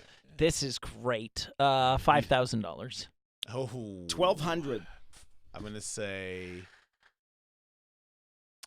people don't appreciate it, man. I'm gonna say $1,000. $850. That's a point for Tully. It was $4,375 for that. Somebody wanted that. Somebody. Yeah, they thought it was going to go for $2,000 to $3,000. Is he shirtless in that pic? He's got a long neck. He might have been wearing a tank top. Okay. Yeah. It's like a passport photo. So Playing the odds, he was wearing a tank He doesn't like the photographer. There's no question. he didn't like anybody that year. Looks like Sluggo dyed his hair and put a wig on. Yeah, a little bit. Yeah. Look at those tiny little eyes. I was gonna say that dude from Narcos. The Oh, yeah. Pascal. Yeah, he Pablo was Pascal? yeah. the Pablo Viper Pascal, in yeah. Game of Thrones. All right, this next document is a standard issue passport. It expired in 2015, Oh man, times have changed. but it has all of the entry and exit stamps included from all of his travels. That So yeah, you could what own week's his. that? What era is this? That looks. I count. It's I mean, they last for 10 years, so it was issued in 2005, expired 2015. yeah. This is just not classic I know, era right? shit, and It's- it's not the gun Yeah, license. it's like senile Yeah, bird. it's $500. 1,200. 600. 2000. It's another point for Catherwood. $2,800. Wow. Yeah. Yeah. Crazy. That's shocking. I mean, it is kind of cool to own Burt Reynolds' passport. Yes. Yeah, but Little bit. that's the thing with the auctions, though, is you have people at the bottom who just want something of Burt Reynolds. Yes. And they might pay like $300 to $500. They have a little budget set aside Yeah. of I'm going to get something. I don't understand the person that pays $3,000 for something like this. It's not classic era. And what are you going to do with it? You If you're a teenager, you could use it as a fake ID. Can you imagine going to a It's bar? expired. You got to let that kid in. 7-year-old man, Burt Reynolds. Let him You go, do gotta let boys. him in, right? Let him go. Big fan, Burt. Enjoy. I mean, you can wear his pajamas. Your usual table, Mr. Reynolds. You can hang his art on the wall. You can wear his pajamas. But what do you do with this? Just whip it Yeah, I out of a don't want that. bar? Or, yeah, I mean, what are you going to do with any of this shit? It's just, I don't know, cool to have it, I guess. I guess. I think the line is it that's an amazing thing to have on my wall. Every time I look at it, I'm like, I can't believe I have that. I can't believe that's real. Or is it, I love Burt Reynolds. I got a thing. There's my thing. Yeah. And that's kind of your point, Will, is that's Yeah. just a thing. I think, yeah, you have to be just so into him as you're just so passionate. Because, like, and you also have to be ballin'. Because this is dispensable income, Yeah. clearly. Mhm. I think, like Corolla would buy stuff from Paul Newman. Like, any random shit. Just because he was so passionate about it and he's so wealthy. He would buy anything, you know? This next item was just listed as unusual award. Man. So there were a fuck? ton of awards up for sale from, like, I don't know, all various shit that he's done. But this one just said a whimsical piece depicting a sculpture made entirely of pipe cleaners presented to him in 1981 by an unknown organization for being a hero of young America. It looks like Tony Clifton. It looks like Gene Shalit. Yeah. It looks like a fucking toy made out of toilet cleaner. It looks like his face is melting. Well, it's a toy made out of pipe cleaner. You're not too far off. It's pretty stupid. I mean, I don't want this, and you'd have to pay me like $20,000 to have it in my house. But I guess Negative $20,000. Is yeah, that what you that's what I want. Is what I want to say. But I guess $200. See, this could go on the bookshelf and would Yeah. not take up space. Would be a conversation item on a desk. 800. Nah, But I'm gonna, it's, I'm gonna, sorry, I'm gonna amend that to 1,200. I just, This It's- crowd seems richer than your normal. it really sucks. And Yeah. there's nothing about it that's like objectively cool, and there's nothing about it that's like, oh my God, you have Burt Reynolds, blah, blah, blah. That's the thing. People go, why do you have this ridiculous, horrible picture of Burt Reynolds? You go, well, actually, he owned it. Yeah. That's you have to tell everybody that because no one would ever guess that, and some of them still wouldn't. No, but You this would believe says it. still his suck na- even after you told the This story. says his name on it. It's It obviously sucks. an award to him. Yeah, but it sucks. 1981 hero. It's such a shit thing to have in your house. A pipe cleaner. I Yeah, do. man. The one thing it has going for it, if you You think can about still it, tell that it's got pipe cleaner in it. I mean, you could clean a lot of pipes with it if you took it apart, I guess. Oh, yeah. The one thing it has going for it, Burt Reynolds did not chuck this out the Trans Am on the way home. He actually kept it from Yeah. 1981, so maybe it meant something to him. I'd say $150. I'm going, I think it's so crazy that I'm going to go big. I'm going to say $2,000. That one's a tie. Will and Mike were both off by $400. It All was right. $1,600. There you go. Oh, Yeah. you losers. Yeah. Whoever bought that, I mean. And they only expected it to go between $500 and $700. Oh, that thing is so lame. I know. Think of the fun you could have in a strip club for $1,600. Oh, But think of all the puss you're going to get when you show that statue to chicks. nobody. Show that statue to chicks who have no idea who Burt Reynolds is. All right, this next one is pretty fucking cool. This is a signed Oh. CB radio Yes. saved from the set of Smokey and the Bandit. Oh my God. I'm gonna come. I'm gonna come. The Smokey and the Bandit CB. $25,000. Come on. You guys are losers. Oh no, it's signed. It's from the movie. Bert owned it. It's a CB. It doesn't work. A citizen. It doesn't band work. How do you know that? radio. Even if it did, who would you call? Hey, it's Smokey, Smokey. obviously. Is Smokey home? Hello. I'll say 3,000. 10,000. 12,000. Tully, you nailed it exactly. It was estimated to go between $2,000 and $4,000 and went for $25,000. Yeah. That's the item. That is, aside from the Trans Am and a few other, that's the item, man. That's pretty cool. Maybe the Pretty rug, sweet. the rug that he wiped his ass on when he posed for that fireplace photo. Yeah, no, Yeah. that's definitely the thing I want for sure. I would say his Burt hat. Reynolds shit rug. The Yeah. big one to me would be his hat and Smokey the Bandit. If they sold Yeah. that. Yeah, I did not see that one. He also had this auction had a ton of movie posters, like framed movie posters. Mm-hmm. So this next one is from the 1981 film Paternity, and it features the tagline, "He wants you to have his baby." Wow. I'm surprised Urban Outfitters didn't just start printing these like in large quantities. true, I yeah. feel I like know. this is a thing that every third college kid would want to have on their wall. right. Yeah, it's a cool T-shirt. Yeah, it is. It's Yeah. a good T-shirt. Every faux dive bar should have this. If you have Pabst, you should have this. Yeah, I'm gonna say 5,500. This is original, but it's not signed. Not signed. 1,300. 600. 1,500. It's a point for Will. $768. I just loved. I never heard that there was a movie called Paternity Me neither. that he starred in. I remember it. And the You tagline of him like doing the Uncle Sam thing, like he wants to impregnate you. I'm surprised some rapper hasn't remade this. I know. Yeah, it's pretty crazy how it's a movie about how he's just saying he wants to make babies and everybody. He wants you to not have his baby. Tracy Morgan stars in Paternity. You can also own this racing champion ring. Wow, with Beverly D'Angelo and Norman Fell of Three's Company fame. It's Mr. Roper. Yeah. Oh yeah, it has a rating of 4.9 out of 10 Classic. on IMDb. You were saying? Beverly D'Angelo was probably scorching hot, though. Oh yeah, for In that sure. era. In 1981. Yeah. What ring you say? This is a racing champion ring. It is 10-carat yellow A gold. racing champion ring that's real from a real racing championship, or just something that he got in a movie? No, I think this was actually his. From what racing?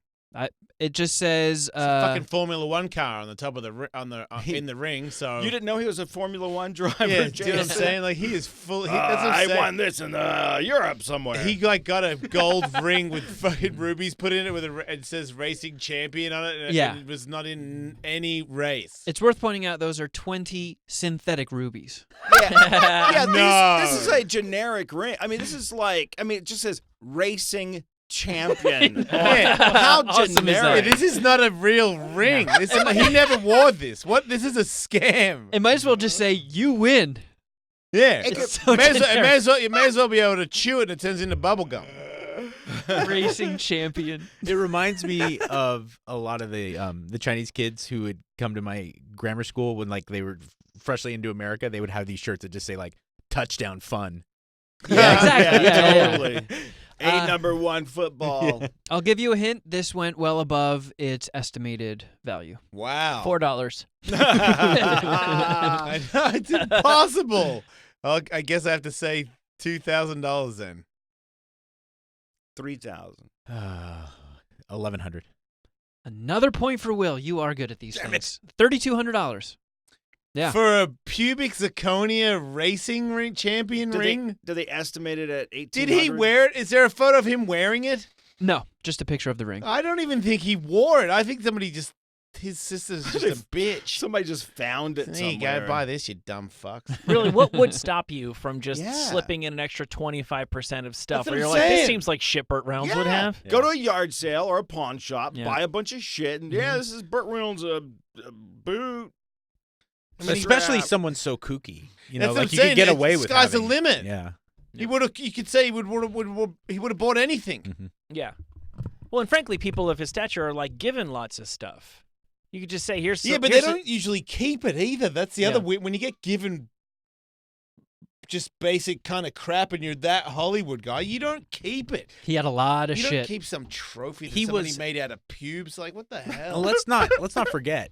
And in 75 to maybe like 80 something, Yeah. he was the biggest movie star in the world. Yeah, that's like, true. Hands down. He was Yeah. the fucking man. He was the Ryan Gosling of the world. So what's that? Why would he keep all this garbage? No. I'm just pointing out, like, he probably got so much crazy shit, like, for free. I mean, like, loads of fucking amazing crap that most people would, like you say, throw out. But, you know, they were greasing Burt Reynolds. Is that the picture of him wearing the ring? I don't believe so. I think he's got a couple like football rings and things like that. So I'm not seeing the purple. What about the one where he racing won ring. the Super Bowl? Wait, he had. Yeah. Wait. When did he win the Super Bowl? Oh, you weren't there for that. Does he That have was- it? What ring does he have? In the end, what was that thing that he was dropping there? Because it looks like he's got a big I mean, it looks like he's got like some really fancy Illuminati ring. type rings. Yeah. It's hard to make out. Yeah, it's some good rings and some bad ones. This next one was something that I for sure would have bid on. It's a neon sign that says Bert's Place. And this was from his Florida home bar. Oh fuck yeah! Got like a neon cowboy hat over the B in Bert's Man, Place. but it looks like maybe he made it when he was 6. It really is shit. Yeah. But imagine what that sign saw. It's 20 inches Imagine by 32 Bert's inches. It's personal- got you, hasn't it? There you go. So if somebody thinks like Mike Catherwood, then yeah, sure, you pay like $5,000 for it. Like if you have a Yeah. bar in your Maybe house and you 10, put that on it. actually. I'm just yeah. You're in the ballpark. I'll say 4,000. I'll come in a little low. $6,000. How much did you say, Jason? 10. Yeah, no, I'm going lower than that. I'm saying 3,200. That is a point for Catherwood. They expected this to go between $300 and $500. It fetched $7,680. Wow. That's crazy. Yeah. Two more left. This is a personalized Florida license plate from 1979 Oh. that says Bert 1. You That's- can't use that though. No. But it's classic era, and you would nail that up behind any bar in America. It's cool, especially a Florida bar. So I'm gonna go Bert ahead. one. And again, this is the classic Man, era. That, when 79 that, I know is that peak. era when you had a white Florida license plate and you're Bert one, like whatever that thing was bolted to was, I guarantee you, white. Do we all agree?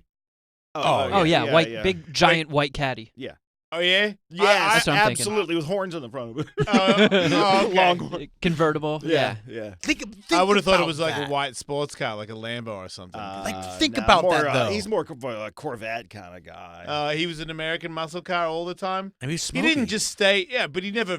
When he finished being Smokey the Bandit, he never started driving around in a Trans Am anymore. No, but I think he was muscle car guy. He was a legitimate yeah. down like a Southern good old boy. Yeah. You know? Yeah. Did he actually race cars at all ever, or was it just only to be an actor? I don't know. I think maybe only in a celebrity type thing. I don't think he did it.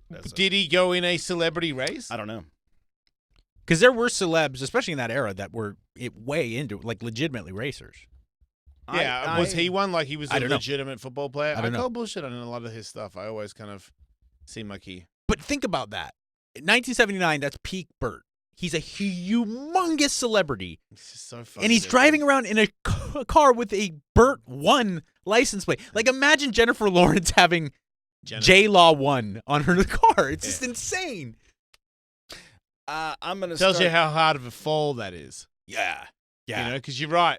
J-Lo wouldn't have J1 on her fucking plate, she wouldn't have anything to do with her on No. her car.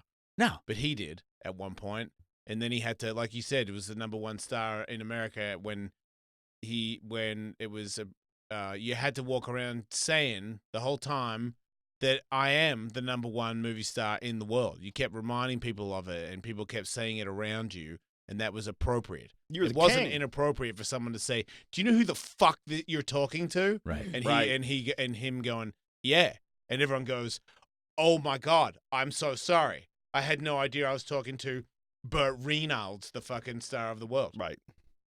It appears that he had a stock car team in conjunction Oh, with shit. stuntman turned producer director Hal Needham, who I've heard of, Yeah, the and Stuntman movies. Paul Newman. Fuck yeah. Did They he formed- drive or yeah, did he just I own don't the think so. piece? No. Paul Newman drove. Well, Paul Newman raced cars. I know Yeah, that. I got to eat lunch at the same table as Paul Newman Ooh. and Mario Andretti at Road Atlanta. I met Mario Andretti the other day. Did you? Did I? You were supposed to get a ride along with him. I don't know if you ended up getting Yeah. it with him. But I didn't get a ride with him, but I saw him. Yeah, No. when I was a kid. Nice guy. I mean, sure, he's driving a car. guy. Together, the three of them formed Skull, as in Yes. chewing tobacco, Skull Bandit Racing. And the number on the car was the same as Burt Reynolds' college football jersey. Yeah, there you go. So he was up in it, but did not participate in it. Yeah. This license plate says Burt 1. It's from Florida, 1979. I'm going to go ahead and start the bidding off at $5,300. 3,000. 3,500. 2,500. That is a point for Tully. I believe $4,480. No, I think that's Is a it? point for Will. Did you say 5? I said 5,300 or 200. Yeah. Yeah, I don't Now know. you guys can split it. All right. Yeah, that was. They only thought that was going to go for $300 to $500 as well. These people didn't know Burt. Yeah, they didn't know Yeah. shit. And the final item up for auction is a mid-20th century Koken hydraulic barber chair. Why did I only hear the word coking? Because it's weird. Because we're talking Burt Reynolds so long. God damn it. That's a nice chair. It is a nice chair. Is it to get a shave, right? Yeah. Yeah, barber chair, yeah. It's a barber chair. It leans Yeah. all the way back. When you have a barber chair and you don't have any other barber chairs, aren't you just like a cocksucker for sitting in that while you're talking to your friends? I bet he probably had people come to his house and do his hair. Yeah, he had Yeah. sex on it. Oh. Why do you have to fuck on it, Will? Why can't he just get a haircut? He's Burt Reynolds, man. Of course. Oh, he's wait, he gonna- had a wig. Yeah, why not fuck while you're getting your hair cut? Oh, wait to get his wig put on right every day. mustache. Maybe once every 2 weeks they gave him a bigger wig and he sat there and got a haircut. Plus, But I mean, that you thing's gotta old. cut the shit underneath. You gotta trim that every now and then then stick the lid back on. That thing was probably true. in his house for a long time. I just feel like the pool of people who want this is so much smaller. The license plate, yeah, you can put it behind any sports bar in America. Any fan, that's a conversation piece and a thing to brag that you have. Who the fuck needs a barber chair? Yeah, it's a barber chair, and then you've got to go, you know what? It's a barber chair that was Burt Reynolds. And you go, oh, I didn't realize he cut hair. He didn't. No, he he just didn't. bought a barber chair one Do you time. have to attach it to the floor in some special way? No, barber chairs just stick. They're heavy. Okay. You 1,000. can roll them off. I say 1,000 even. I'd say 1,500. Go ahead. How dare you? Yeah, what's up with that? 800. Dude, you're all so wrong. I'll say, 5,000. It's another point for Will. God damn it, It's Will. way more than that. Yeah, 8,000? 4,500. Stupid.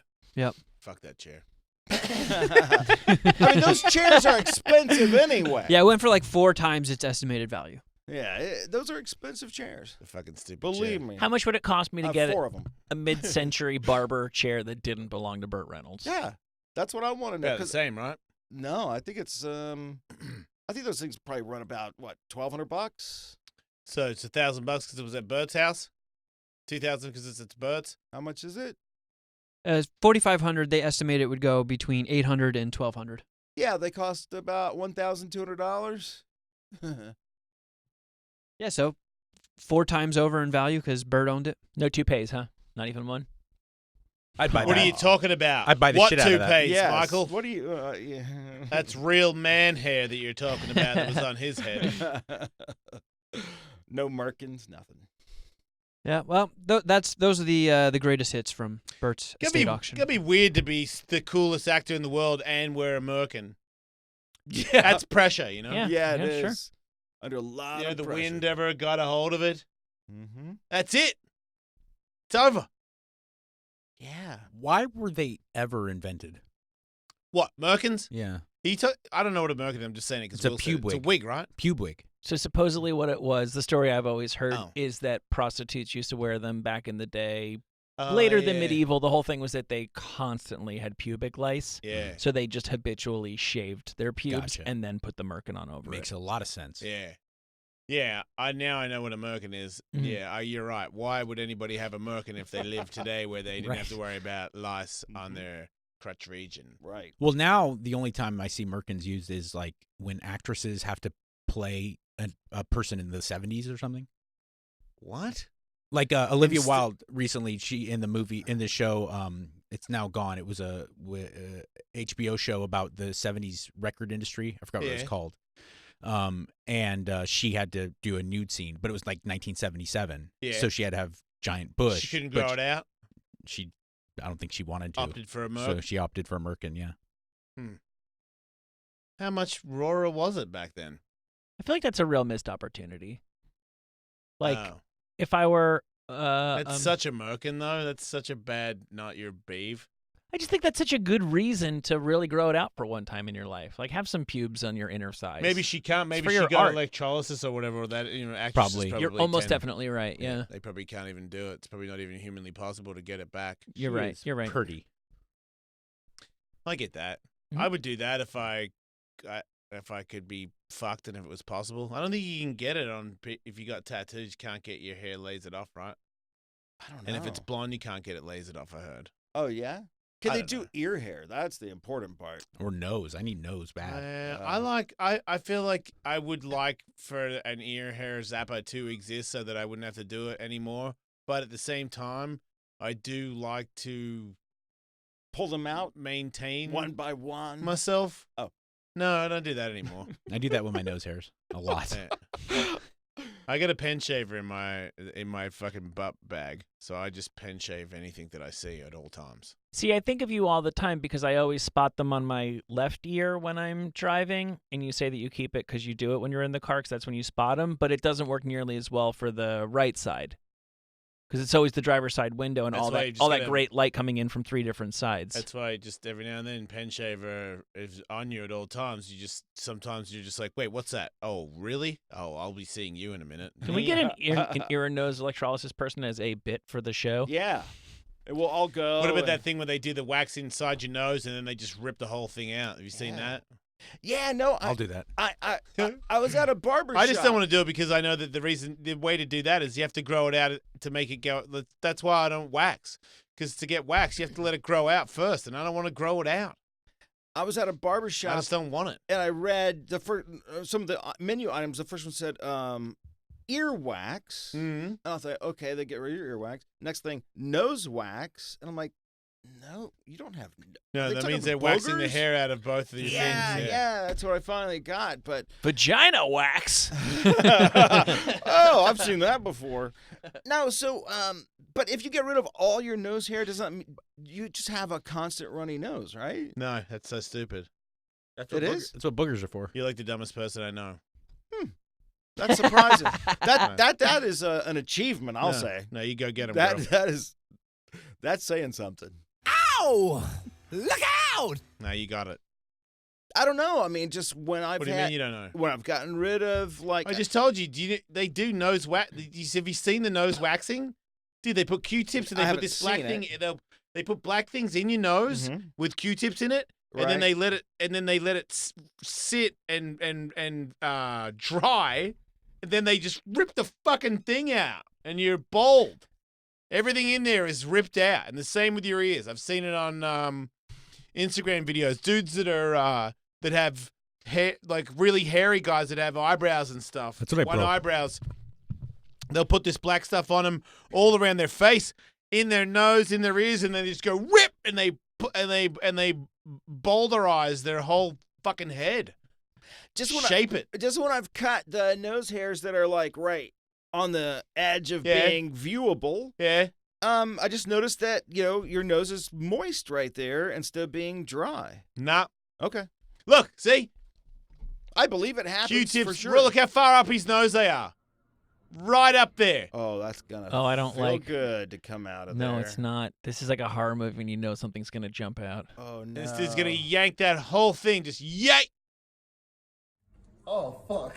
Oh, fuck. Man. Damn, that was fucking fast. And then, see, a bunch of hair. They're way up there. Those are like two, the proper circle, the flat circle lollipops. Yeah. That's what they look like when they come out. Yeah, they really went up that nasal cavity. But hairy. My goodness. Katie was talking to somebody this morning at the gym about waxing their asses, and she was saying that when you get your asshole waxed, apparently you don't feel it at all. Tell me about it. Beg to differ. Oh, okay. What? I felt it. I forgot Kevin and Bean over here. This dude's basically in porn on terrestrial radio fucking 10 years ago. Every time I bring up anything like this, I've done that. Kevin and Bean, when I fucking fisted somebody, they screwed with me. I took a shit in their mouth. I didn't fist It was a long anybody. I time just ago. I got waxed on the air and bleached on the air. Your asshole. God. My asshole. On Yes. the same Did that day? burn? On the same day? Well, they had to wax it to bleach it. Ah. Ooh. You got your butthole waxed and then they bleached it? Mhm. Man, that doesn't seem like it's fair. That doesn't burn a little? Feel a It little did. It uncomfortable? didn't even come close, though. I could see where like girls who are accustomed to getting waxed a lot think it didn't hurt because the butthole waxing didn't hurt anywhere near as much as like the balls and the top of my cock. Oh. That hurt. That legitimately hurt. Seems like some of these people are getting their noses waxed, and I don't know if they need it. And then there's some people, it seems like you should definitely get your nose waxed because I didn't know that you could get that much hair coming out of your nose. I'm surprised you can breathe through those fucking things. So, depends on who you are, I guess. But I would do it. This I is would not do it one time. satisfying like the pimple popping is. Is there anything else that's as satisfying as the pimple popping? I think when they yank out, they have the like vacuums for earwax. Out of the ear? The Earwax. That's what I was vacuum. going to say. Yeah. That's probably the closest thing to pimple popping that you get is videos of earwax coming out. Is anybody doing colonic videos? Is that a thing on Instagram? Let's start it. Sure, Yeah. I'm sure Bianca knows of some hippie fucking trend where they're like, "Oh, look at how much we removed of the toxins." No, there's no Oh, look, a videos of crayon. people showing you how much turd came out of them. Really? Yes, I think so. I think there's a limit, and I don't think that there's a big chain of people that are showing you the shit that came out of them. Instacolonic. That's what I want to. That's what I want to believe, anyway. Man, yeah. Wait, are you going to show me otherwise?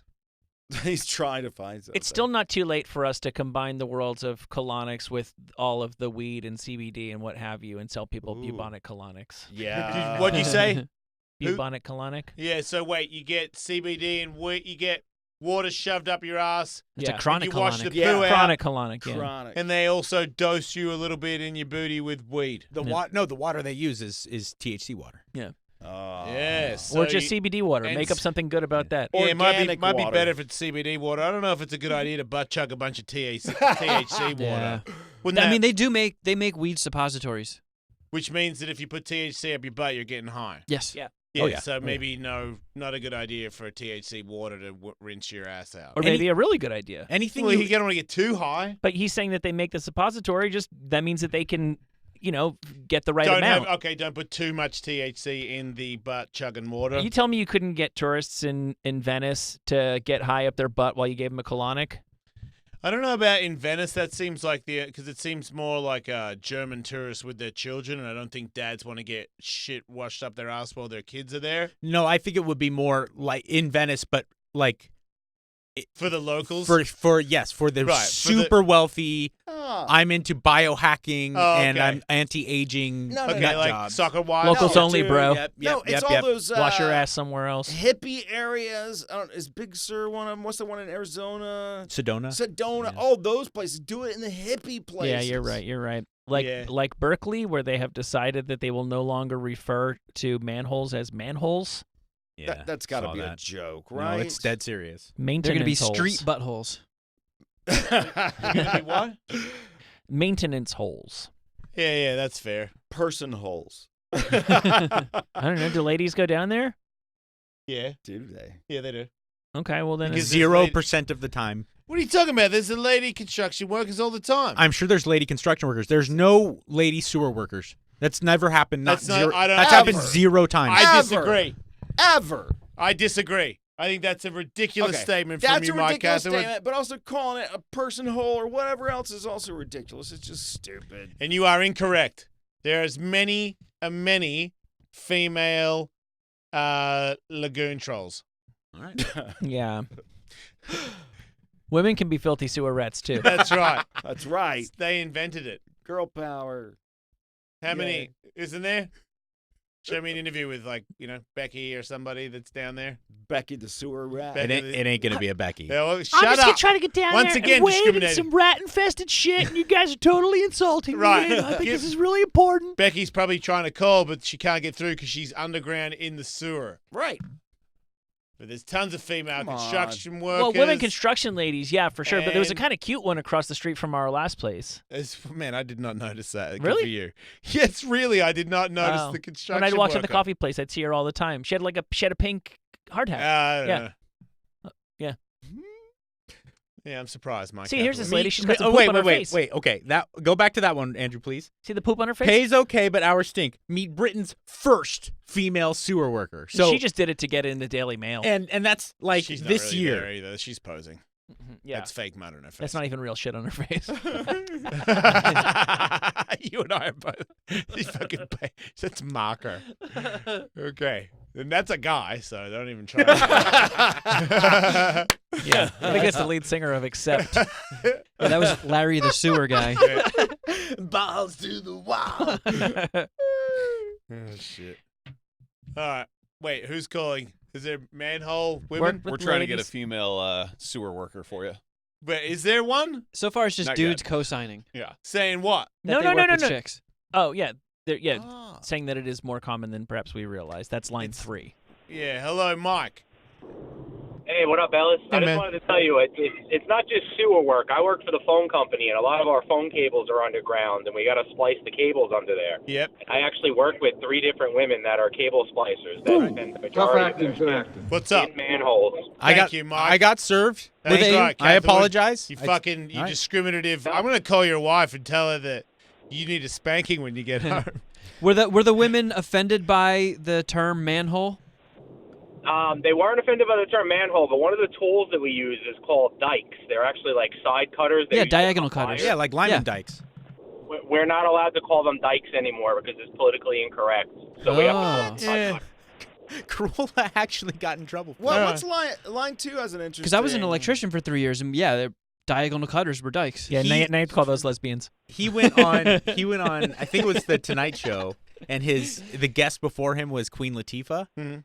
and then he came out talking about dikes, the tool, and he kept and like people thought he was picking on her. Oh, okay. And it was crazy. And he didn't know. No. Jose, welcome to the show. Yo, Hey, man. you said maintenance covers, right? Yep. Well, isn't that short for manhole covers? Yeah, maintenance. Wait, what? No, Me- it's not. He's saying that man is short for maintenance. I'm pretty sure man's short for man. Yeah, Yeah, that's wouldn't what it be I a thought. main hole? Yeah. Yeah. What are you guys talking about? I feel like Oh, you're yeah, out of your minds. Man, Yeah. maintenance does not mean man. All right. You're right. Yeah, okay. All right. Well, Will and Jose think that No, I that don't. maintenance means man. No, he was. Yeah, I mean, look, I didn't know if he had any kind of specific knowledge, but he was saying that, yeah, manhole.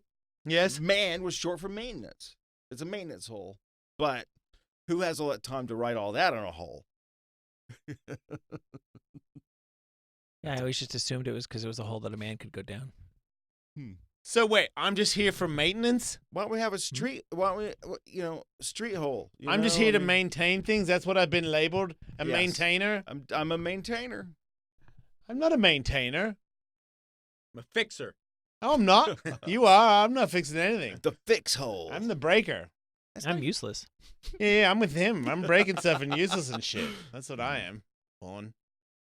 Hell yeah. Who's calling? Is there already women that want to talk to me in a hole? Well, then I'm not talking to anybody. Right? All right, If Bennett. there's any subterranean ladies on the phone. You just talking to dudes in holes? Again? I see an Alex. I don't know if that's That is a man. Ah. So He's a man. hang up, Alex. Person. We're gonna regroup. A maintenance. We'll be back.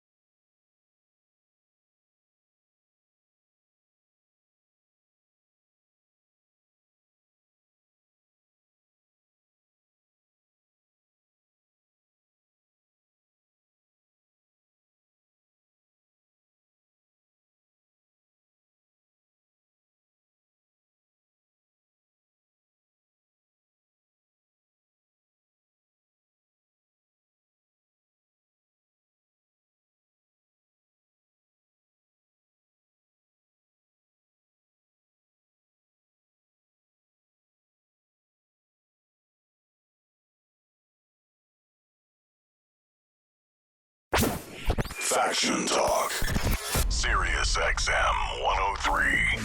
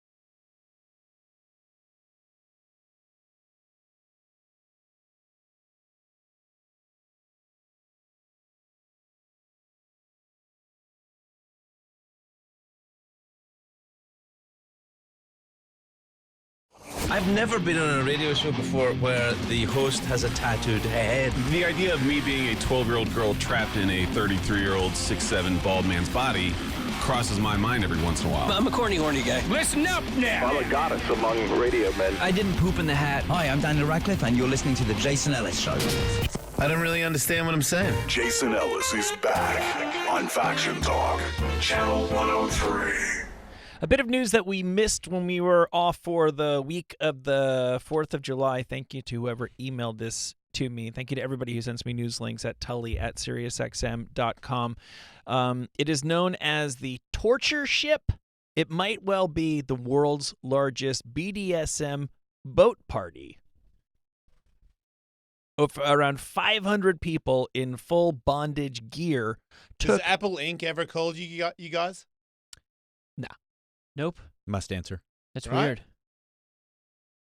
Hello? Your iCloud account has been breached. Yeah, there you go.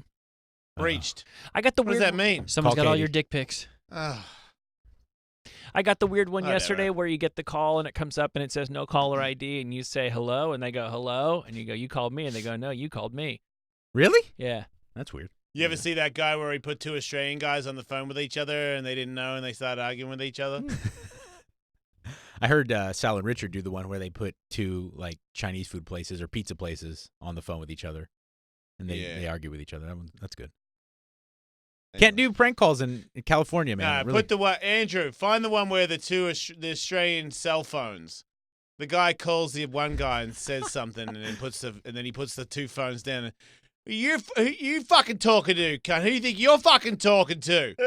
And then they just go. And then the guy, there's somebody videoing two cell phones on a table with two Australian dudes that are hell-bent on meeting each other to fight or whatever because somebody figured out that these two would work out. Anyway, sorry, Michael. Go ahead. So yeah, it's a BDSM cruise, and so go to that. I guess it's been going on for a while. It's a kinky annual festival in Germany, and the photos of some of the people who were setting off on this were pretty remarkable. Wow. Yeah, that is. I was expecting to turn around and see two fatzos. I'm going on that cruise for show. I think they got the fatsos too. There's really you got it. Yeah. There's a little bit of everything. If you want to go down, there's a horse person, horse guy, and it's funny because you can see there's all these people like quote unquote normal people standing there who just know. Let's go down to the docks and watch the crazy people go on the boat. Oh, just get on the boat, but then they don't get on the boat though. No. Then when the boat goes, then shit gets weird. It gets really fucking weird. There's all different kinds of. I saw, in this video of them lining up. That guy's got the weird bubble head on. Later on, he's on the ground, and a lady's standing on his bubble head. There's this weird kind of dowdy old lady who has like a metal bit in her mouth when she's walking in. So when that ship sails and gets out in the ocean, they're just going to sink it, right? What? I'm just joking. Jason, you would know more about this than anyone. Yeah, look at the old lady. She's like a librarian. She got a horse bit in her mouth. Yeah, she does. Is this just a community of people that likes the costumes and the lifestyle, or are they fucking? I mean, I've never been on a fucking BDSM boat cruise, dude, but I would have to say that they're fucking. They're for damn sure fucking. It's going to be a bummer cleaning that I would boat say off. that there's I wouldn't say, dude, that doesn't mean they're just shizzing across the walls. Like, there's still people, you know what I mean? Like, because if they stay in that room, they don't eat cum off the wall with their breakfast. They don't. I think that they go to parties and they do. It's way more. It's way less coming on people than you think. The Right, BDSM because thing. I know it's different than say It's like just a a lot- swingers cruise. You get on your fuck. Yeah, that's just fucking. But BDSM, they're just like all these weird whip rope people, and they all do all these weird torture, and it's so much design and makeup and looks and theater of bullshit. Like, it's a real. It's funny that you, Kevin, of all people, because I feel like they are the closest to comic book people, because they're in. It's their little thing. They're Yeah, there all was into somebody dressed up as like a latex Deadpool. Yeah, because I think they come close to each other sometimes. Some like Comic-Con people seem like they're a little into BDSM. Like they dress up a lot. They wear a lot of leather shit. They do dress up. I haven't met any yet that like to be whipped and stuff. Well, like I said, some people, very rarely do I think that the BDSM scene involve people getting whipped in a really painful way. It seems like it's a lot of bullshit. You know, a lot of like ladies, guys working out on how to do the weird whipping thing in a way where it doesn't even really hurt. Right. You know? No, I totally agree. I went to AVN's last year, and they have like the dungeon area. Yeah. And it's all BDSM there, and I got strapped up and whipped and stuff, and it was for show. It was, It's like you think you don't. It's just think about the average people in the world. Well, now think about the average people in the world. If a bunch of average people in the world got into BDSM, what would they do? Most people just do average stuff. They don't really do anything. They walk around with leather pants on, it's like, why do people go dress Mickey Mouse shit and go to Disneyland every weekend? The fuck? That's your thing. I feel like some of those people don't really even do stuff. They just walk around wearing it and buying new things, and that they got a community that they hang out with. But this Some people beat the isn't shit out of each other. This is in Germany, so for sure the bathrooms are just a bunch of guys there drinking pee. No, the bathrooms are people's mouths. Yes, exactly. Precisely. I was gonna say, I know, right? I told you there was a place where they were swimming in it. Mm-hmm. Oh. No, I get the end of the trough. Yeah. Oh. Right. Scheißen tut die Streits. Oh. Anyway, You want to hear two Australians argue? yes. I've always. Who's that? Who's this? You call me? No, you call me. No, you called me. No, someone's called me on a private number. No, you called me on a private number, mate. Who are you? No, we might have another number. What? Who's this? You called me, mate. Who the f*** are you? Who the f*** are you? Well, you called me. You called me, mate. What did you call you? Just answer the phone. It's pretty good. I like that. No, this is when I hear that one, that's what I grew up with. I grew up with people we didn't have phones, but I grew up with people that had conversations like that in front of each other. Didn't have to bamboozle them with the phone. That was just normal social I just interaction. remember going to school and hearing, "You fucking called me, mate. No, you called me." And I'm like, oh shit. Someone's yelling at a mirror. Just, dude. Stop pointing at me. We're so the language was the language of the fuck you looking at. You know, it's hard to, even when you weren't really saying what the fuck are you looking at, you just said it. It was sort of like saying hello. I don't remember anybody not being a bogan when I was a little boy. Do you know what I mean? I don't remember ever hearing anybody not say a sentence of complete bogan shit every 10 seconds wherever I went. When you did encounter, because inevitably you encountered someone who was sophisticated and spoke very eloquently. Were you just shocked? Were you like, did it blow your mind? Yeah, no. Okay, fuck, it's so cool. Dell is my father's friend who was an English guy who sold video games. He had a video game parlor. This is before video games in people's houses, where he sold my father one of those Wurlitzer jukeboxes. Nice. That they still have in that house in the mountains, still to this day. So he sold like arcade cabinets? Yeah. So he sold fucking Pac-Mans and all that Galaga, crap. Yeah. But he was super into pinball machines because he was old school. So the new school, the video games, he had them, but he didn't really like them. He liked pinball because that was his thing, and he had American bikes. He's the guy. It's in the book, I think. My dad got into Harley Davidsons, and they both had money from the business. Dell was more of a guy that made his own shit. My dad kind of worked for his dad, and the electronic business got bigger, and it seemed like Dad had nothing, and then all of a sudden Dad had some money, and it was a little bit ghetto fabulous style. But Dell was more of a businessman, worked a lot, but they both bought Harleys, and one bought like a wide glide and put nitrous in it, and Dell, being the way Dell is, Dell bought the one that has all the lights on it and the speakers and the like the big wide boxes. Touring, like a touring cruise, yeah. Yeah, and one time we went on a big ride for weekends or something on that, and I remember him drunk or whatever, and he stood on the tank.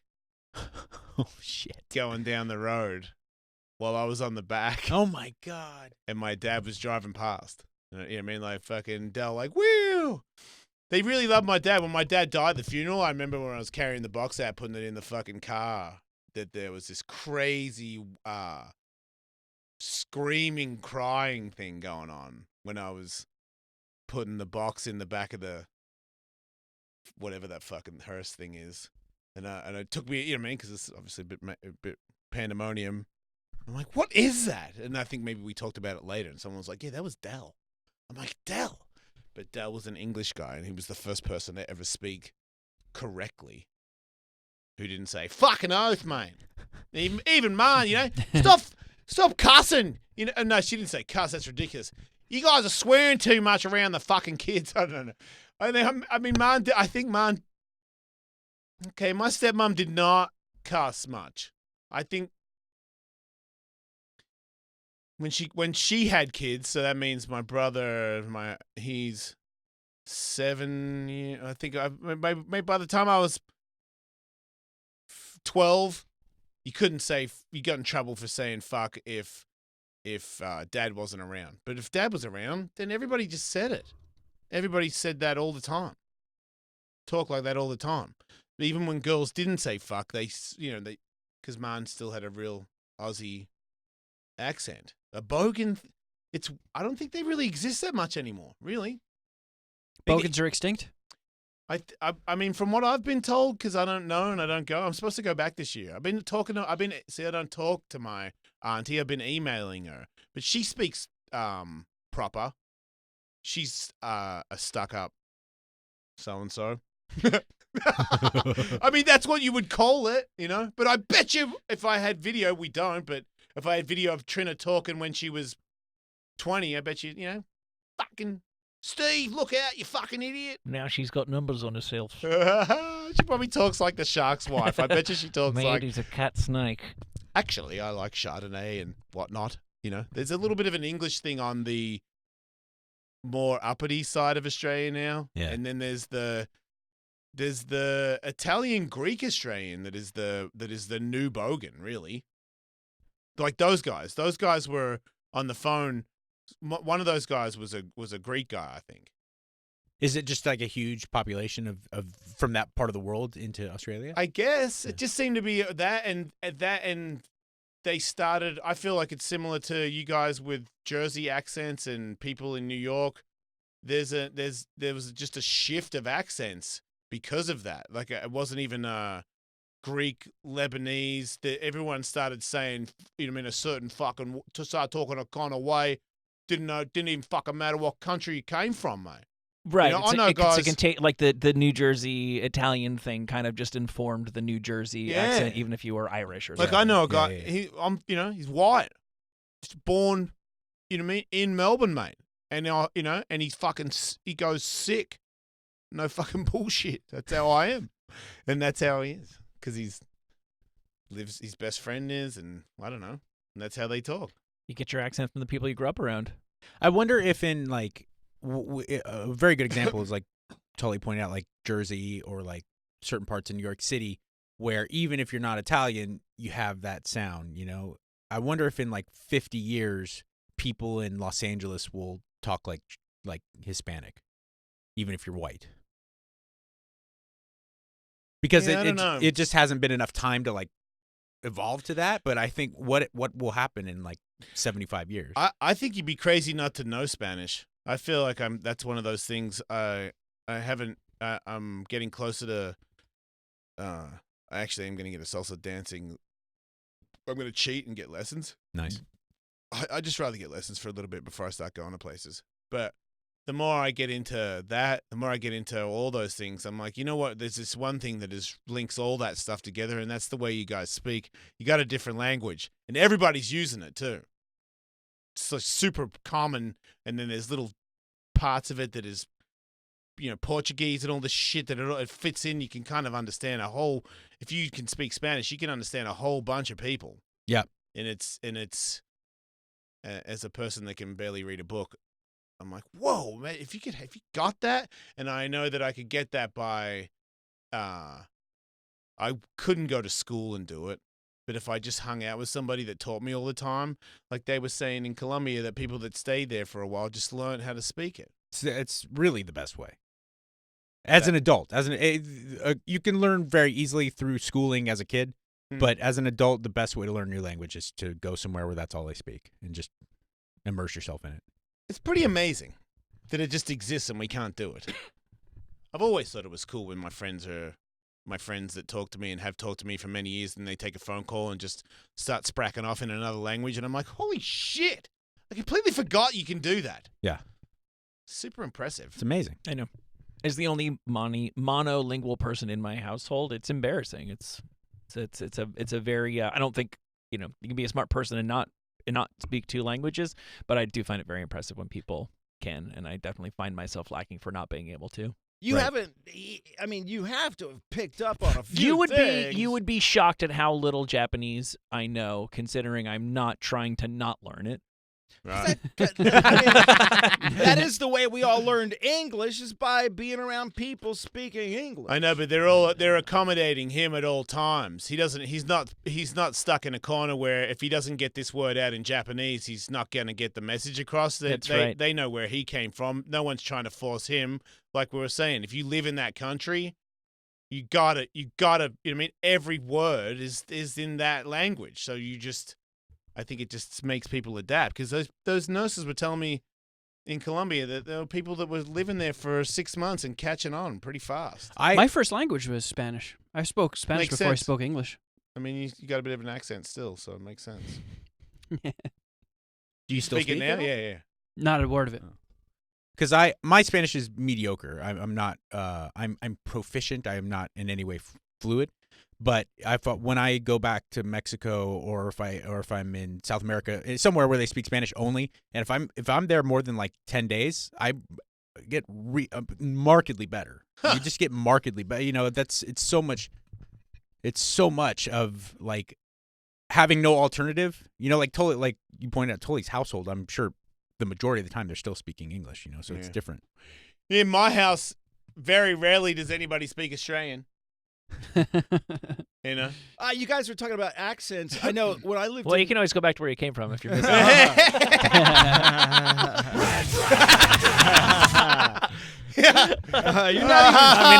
There's plenty of that. Man, And that's what you're after. You're not even from Instead here. of "don't die," I want to say that from now on.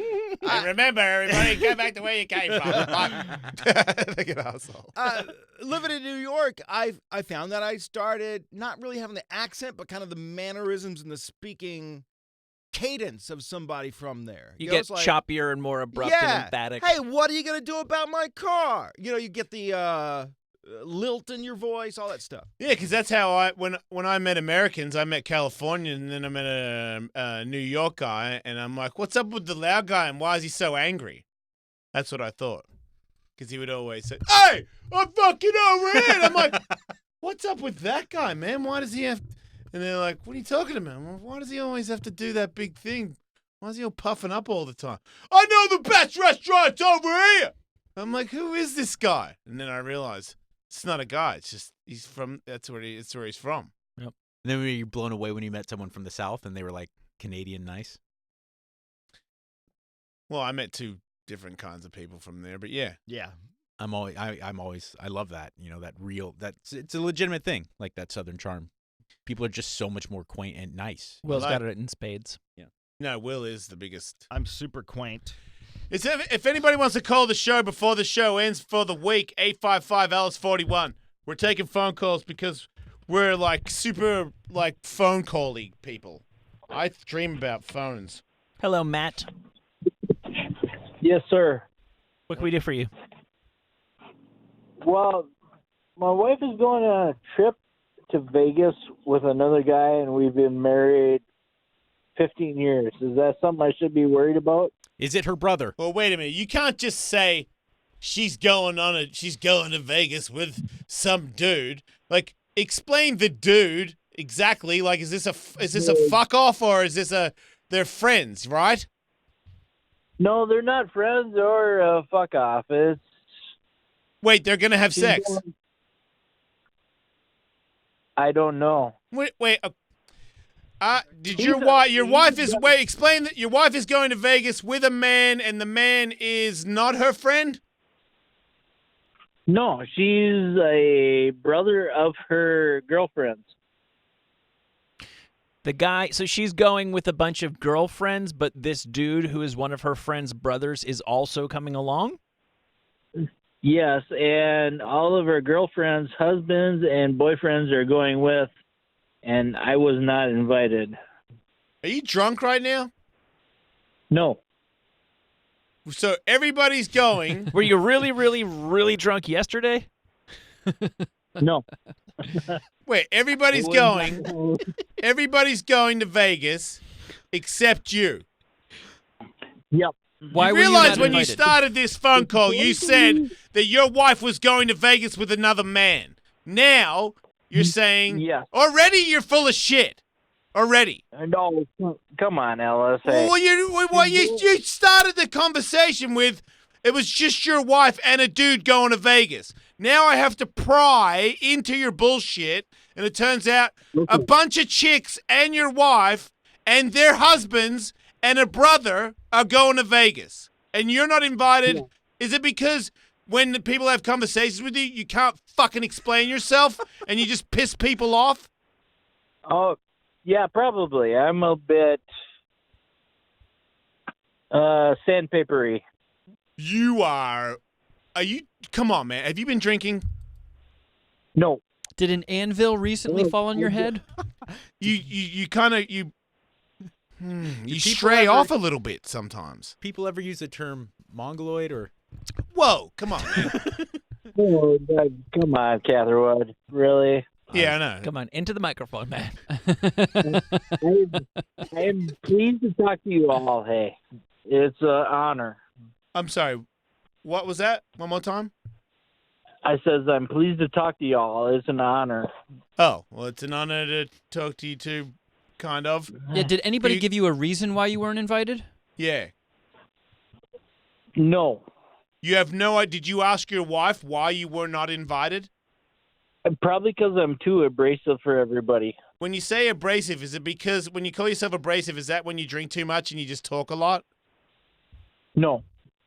It's because my ma told me if I ain't got nothing good to say, don't say nothing at all. And you don't listen to her, you just keep talking? Maybe a little bit. Right. When has anyone ever said that? Has anyone ever told you that your speech is slurry? My dad a time or two, but your dad what? His dad has told him that a time or two. My dad has a time or two. Okay. Go on. I'm sorry, Jason. No, I just wanted to get that across. Has anybody? Have you expressed that you would like to go, and then your wife forbid you, or you just never got an invite? Like, what are the conversations between you and your wife about it? No, I said I would like to go because it would be a nice time for her and I to enjoy some time together. And, you know, I've talked to her about going wherever else with our daughters, but then that kind of gets put on the side burner. But then when this comes up, in 2 seconds, she's on the line with this, going off to Vegas with that bunch. Okay, now let's talk about the guy. So you'd said that she's going to Vegas with some guy. It sounds like she's going with a group of people. All of them are attached. She is technically attached to you. This guy is unattached, I am assuming. You seem to suspect that something may be up between the two of them or that might be brewing. Are you just saying that because he's a single guy who's going, or do you have anything else to go on? I'm just saying that because I think that maybe something's going on, but you know what? You're a In pussy. my mind, fucking really? Come on, Ellis. There's nothing going on. Don't be such a parent. Let her fucking live, you boring bastard. Let her go out there and have some fun. You gotta worry about some fucking chick's brother? Like, be secure with yourself. That's your wife. Don't worry about that dude. Let her go have some fun. Oh, I'm fine with that. No, you're not. You're calling me and we're asking if he's fucking her.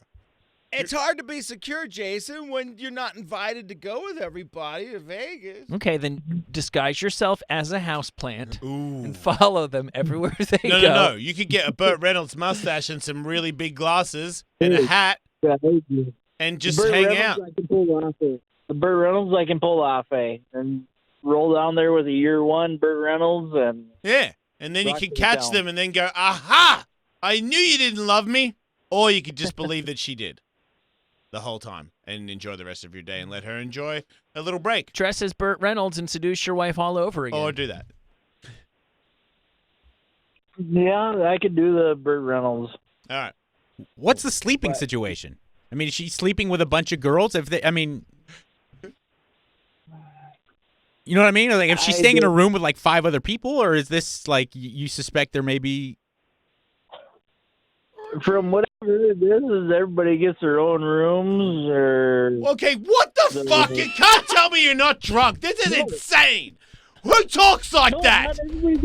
Get the fuck out of here. Are you like sleeping or something? Do you really talk like that all the time? Ellis. What? You're lying to me. I'm trying to be. You asked me. You waste my fucking radio airwaves. Don't lie to me. Are you intoxicated? No. Then why are you slurring like that? I'm not slurring. Oh, you're paying attention now? Look at you. You fucking woke up now. Don't lie to me. Do you smoke weed? I wish. God, life would be a lot simpler then. You need to pay more attention. You're too laid back. No wonder your wife wants a break. You're too vague. Now you're awake. Now you're paying attention. But before, whoever the fuck that was, nobody's got time for that asshole. You got to snap out of it. So I'm too vague. You're too fucking intoxicated, or I don't know, lazy, or I don't know what it is that you were doing before, but it's not cool. Nobody likes that. No one likes to talk to people that go, you know? You sound like a leak. It's like a slow drip. Snap out of it. Enjoy your life. It's fucking Friday. Have a cup of coffee. Hey, I really enjoyed my life. All right, Matt. Drink some water. Yep. Electrolytes in it or something. Man. Joe, welcome to the show. Thank you for taking my call, man. Oh, damn it. Yeah. I was gonna say, I think that guy there might be like Oxycontin John's long lost brother or something. But no, you were talking earlier about the GSP stuff, and I would undoubtedly, hands down, put him against anybody in the UFC and be 100% confident with a victory, especially if it goes to the ground. You would know, Joe. There it is. I love GSP. I love GSP. So he sounds Canadian. Tony, And welcome I love to the you, show. Joe. What's up, Tony? Hey, how's it going? Hey. Hey, I love the show. I just started listening. That last caller, Matt, I think his name was completely drunk. And two, his wife is probably going to sleep with one of her friends and come her on. brother. Tony, don't. And another thing, Matt, if you're listening, Tony doesn't know, Matt. She probably isn't fucking the chick's brother. God damn it. Just She might be, but I got another topic of discussion. Who had a sweeter mustache, Tom Selleck or Burt Reynolds? That's stupid. That's ridiculous, because we just don't play that game. Selleck. Super Mario. Yes. Yes. Super Mario. Yes. I mean, the difference is I felt like one was a pose and one was necessary. And Selleck still rocks it. Do you know one time in my life I was at a light and I looked in my revision mirror and there was a... What kind of car was it? I think it was a Jaguar. It was a nice car. It was a sports car. And there was a man in the back with sunglasses and a cigar and a bag of M&Ms. And he was pouring the candy into his mouth, leaning back, pouring the candy into his mouth and smoking the stogie. Sick. And that man was Tom Selleck. That's great. I watched him drive. I slowed down and watched him pass me. It was like, is this dude seriously doing that? And yes, he was. He was munching away on some candy. Was it like Nerds? Were you able to make out what kind? I thought it was M&M's. I thought he was chowing chocolate and nuts and smoking cigars as he was flying up Laurel Canyon in his sports car. His mustache isn't even fair because I feel like he has. And it was still the stash from hell. No, it's so big because he does those like ads. It's like totally socially acceptable if people have loved you and supported your career for 40 years and you're in their golden years for you to turn around and completely rip them off by selling them bogus life insurance policies, Right, yeah. and his mustache is like 1.5 times like taller than anybody else's. He just has more upper lip. He has a lot of lip. Yeah. Matt, you've called back. Yes, I have. And are you willing to admit that you're intoxicated? I'm willing to admit that I was wrong. Wrong how? That let her do her own thing and see where it goes from there. Oh. So Okay. And you're not under the influence of anything. maybe some CBD because I took one like an hour ago. But He just lies. CBD, that's You can't say that you might be a little high from something that doesn't get you high. You can't say that. exactly. Well, no. Well, then I admit I took a CBD a couple of hours ago and went fishing, and that's how it is. So I just apologize for being wrong. You guys are right. Let her do her own thing and see where it goes from there. So. Still, you got to dress up like the house plant. I got dressed up like a house band. Will. God damn it. That sounds cool with me. So Don't. long as I get, Just, yeah. as long as I get to Vegas, I'm cool with that. So Good luck, dude. Yeah, good luck. you guys have a good time. You too. Bye. Have a good weekend, Matt. A waiter outfit, or one of those people that bring food to your room, hide in the cart. Matt, welcome to the show. Ellis, mate, what's up? Hey, man. Oh, well, let me just tell you, I'm having a very fanboy moment right now. I've been listening to you since fucking Tony Hawk's show. Oh, shit. I remember him slapping you with his wallet, and you were fucking psyched. So I just wanted to call in. Slap me with his credit card, I believe, sir. That is correct. It was his. I believe it was an expired black card. That's and right. I kept you it. said it was one of the greatest That's right. moments. It was. This is great. Yeah, you had that black card for a while. I did. Go ahead, buddy. So I just wanted to call in. First off, so Tully, I'm in a very similar boat to you when you guys were talking about, you think you would learn more languages living in a house together. Yeah. I'm the only non-Filipino person in my household with my girlfriend and our 7-year-old kid. Yep. But do you ever have moments where, like, there is kind of the bilingual thing going on? And like you said, it's embarrassing as fuck. So you just kind of, you have that slight thought of, like, I wish I knew what was going on. I wish they were speaking English. But then you realize that makes you sound like the most right-wing asshole in the world. I don't think it makes you sound like an asshole that you want to know what the hell's going on. I'll be honest with you. A lot of times, my mother-in-law has been with us for a while, and I almost like it sometimes when they have conversations in Japanese because I'm pretty sure I'll give a fuck what they're talking about, and it's a lot easier to tune it out. It's just embarrassing that it would be almost better if I didn't know anything. I know like 30 words, and every time I work one in, I know all they're thinking goes, oh, there he goes. Look, he's got his word. Right? Like, I know how to say What do you want to eat? Do you want Ichigo? That means strawberry. I speak 4 words of Japanese. Gotta go. Sushi. Ken, real quick. Hey, that guy's wife is definitely fucking around. Yeah, oh, absolutely. Sure. Who can blame her? Enjoy your weekend, everybody. Don't talk.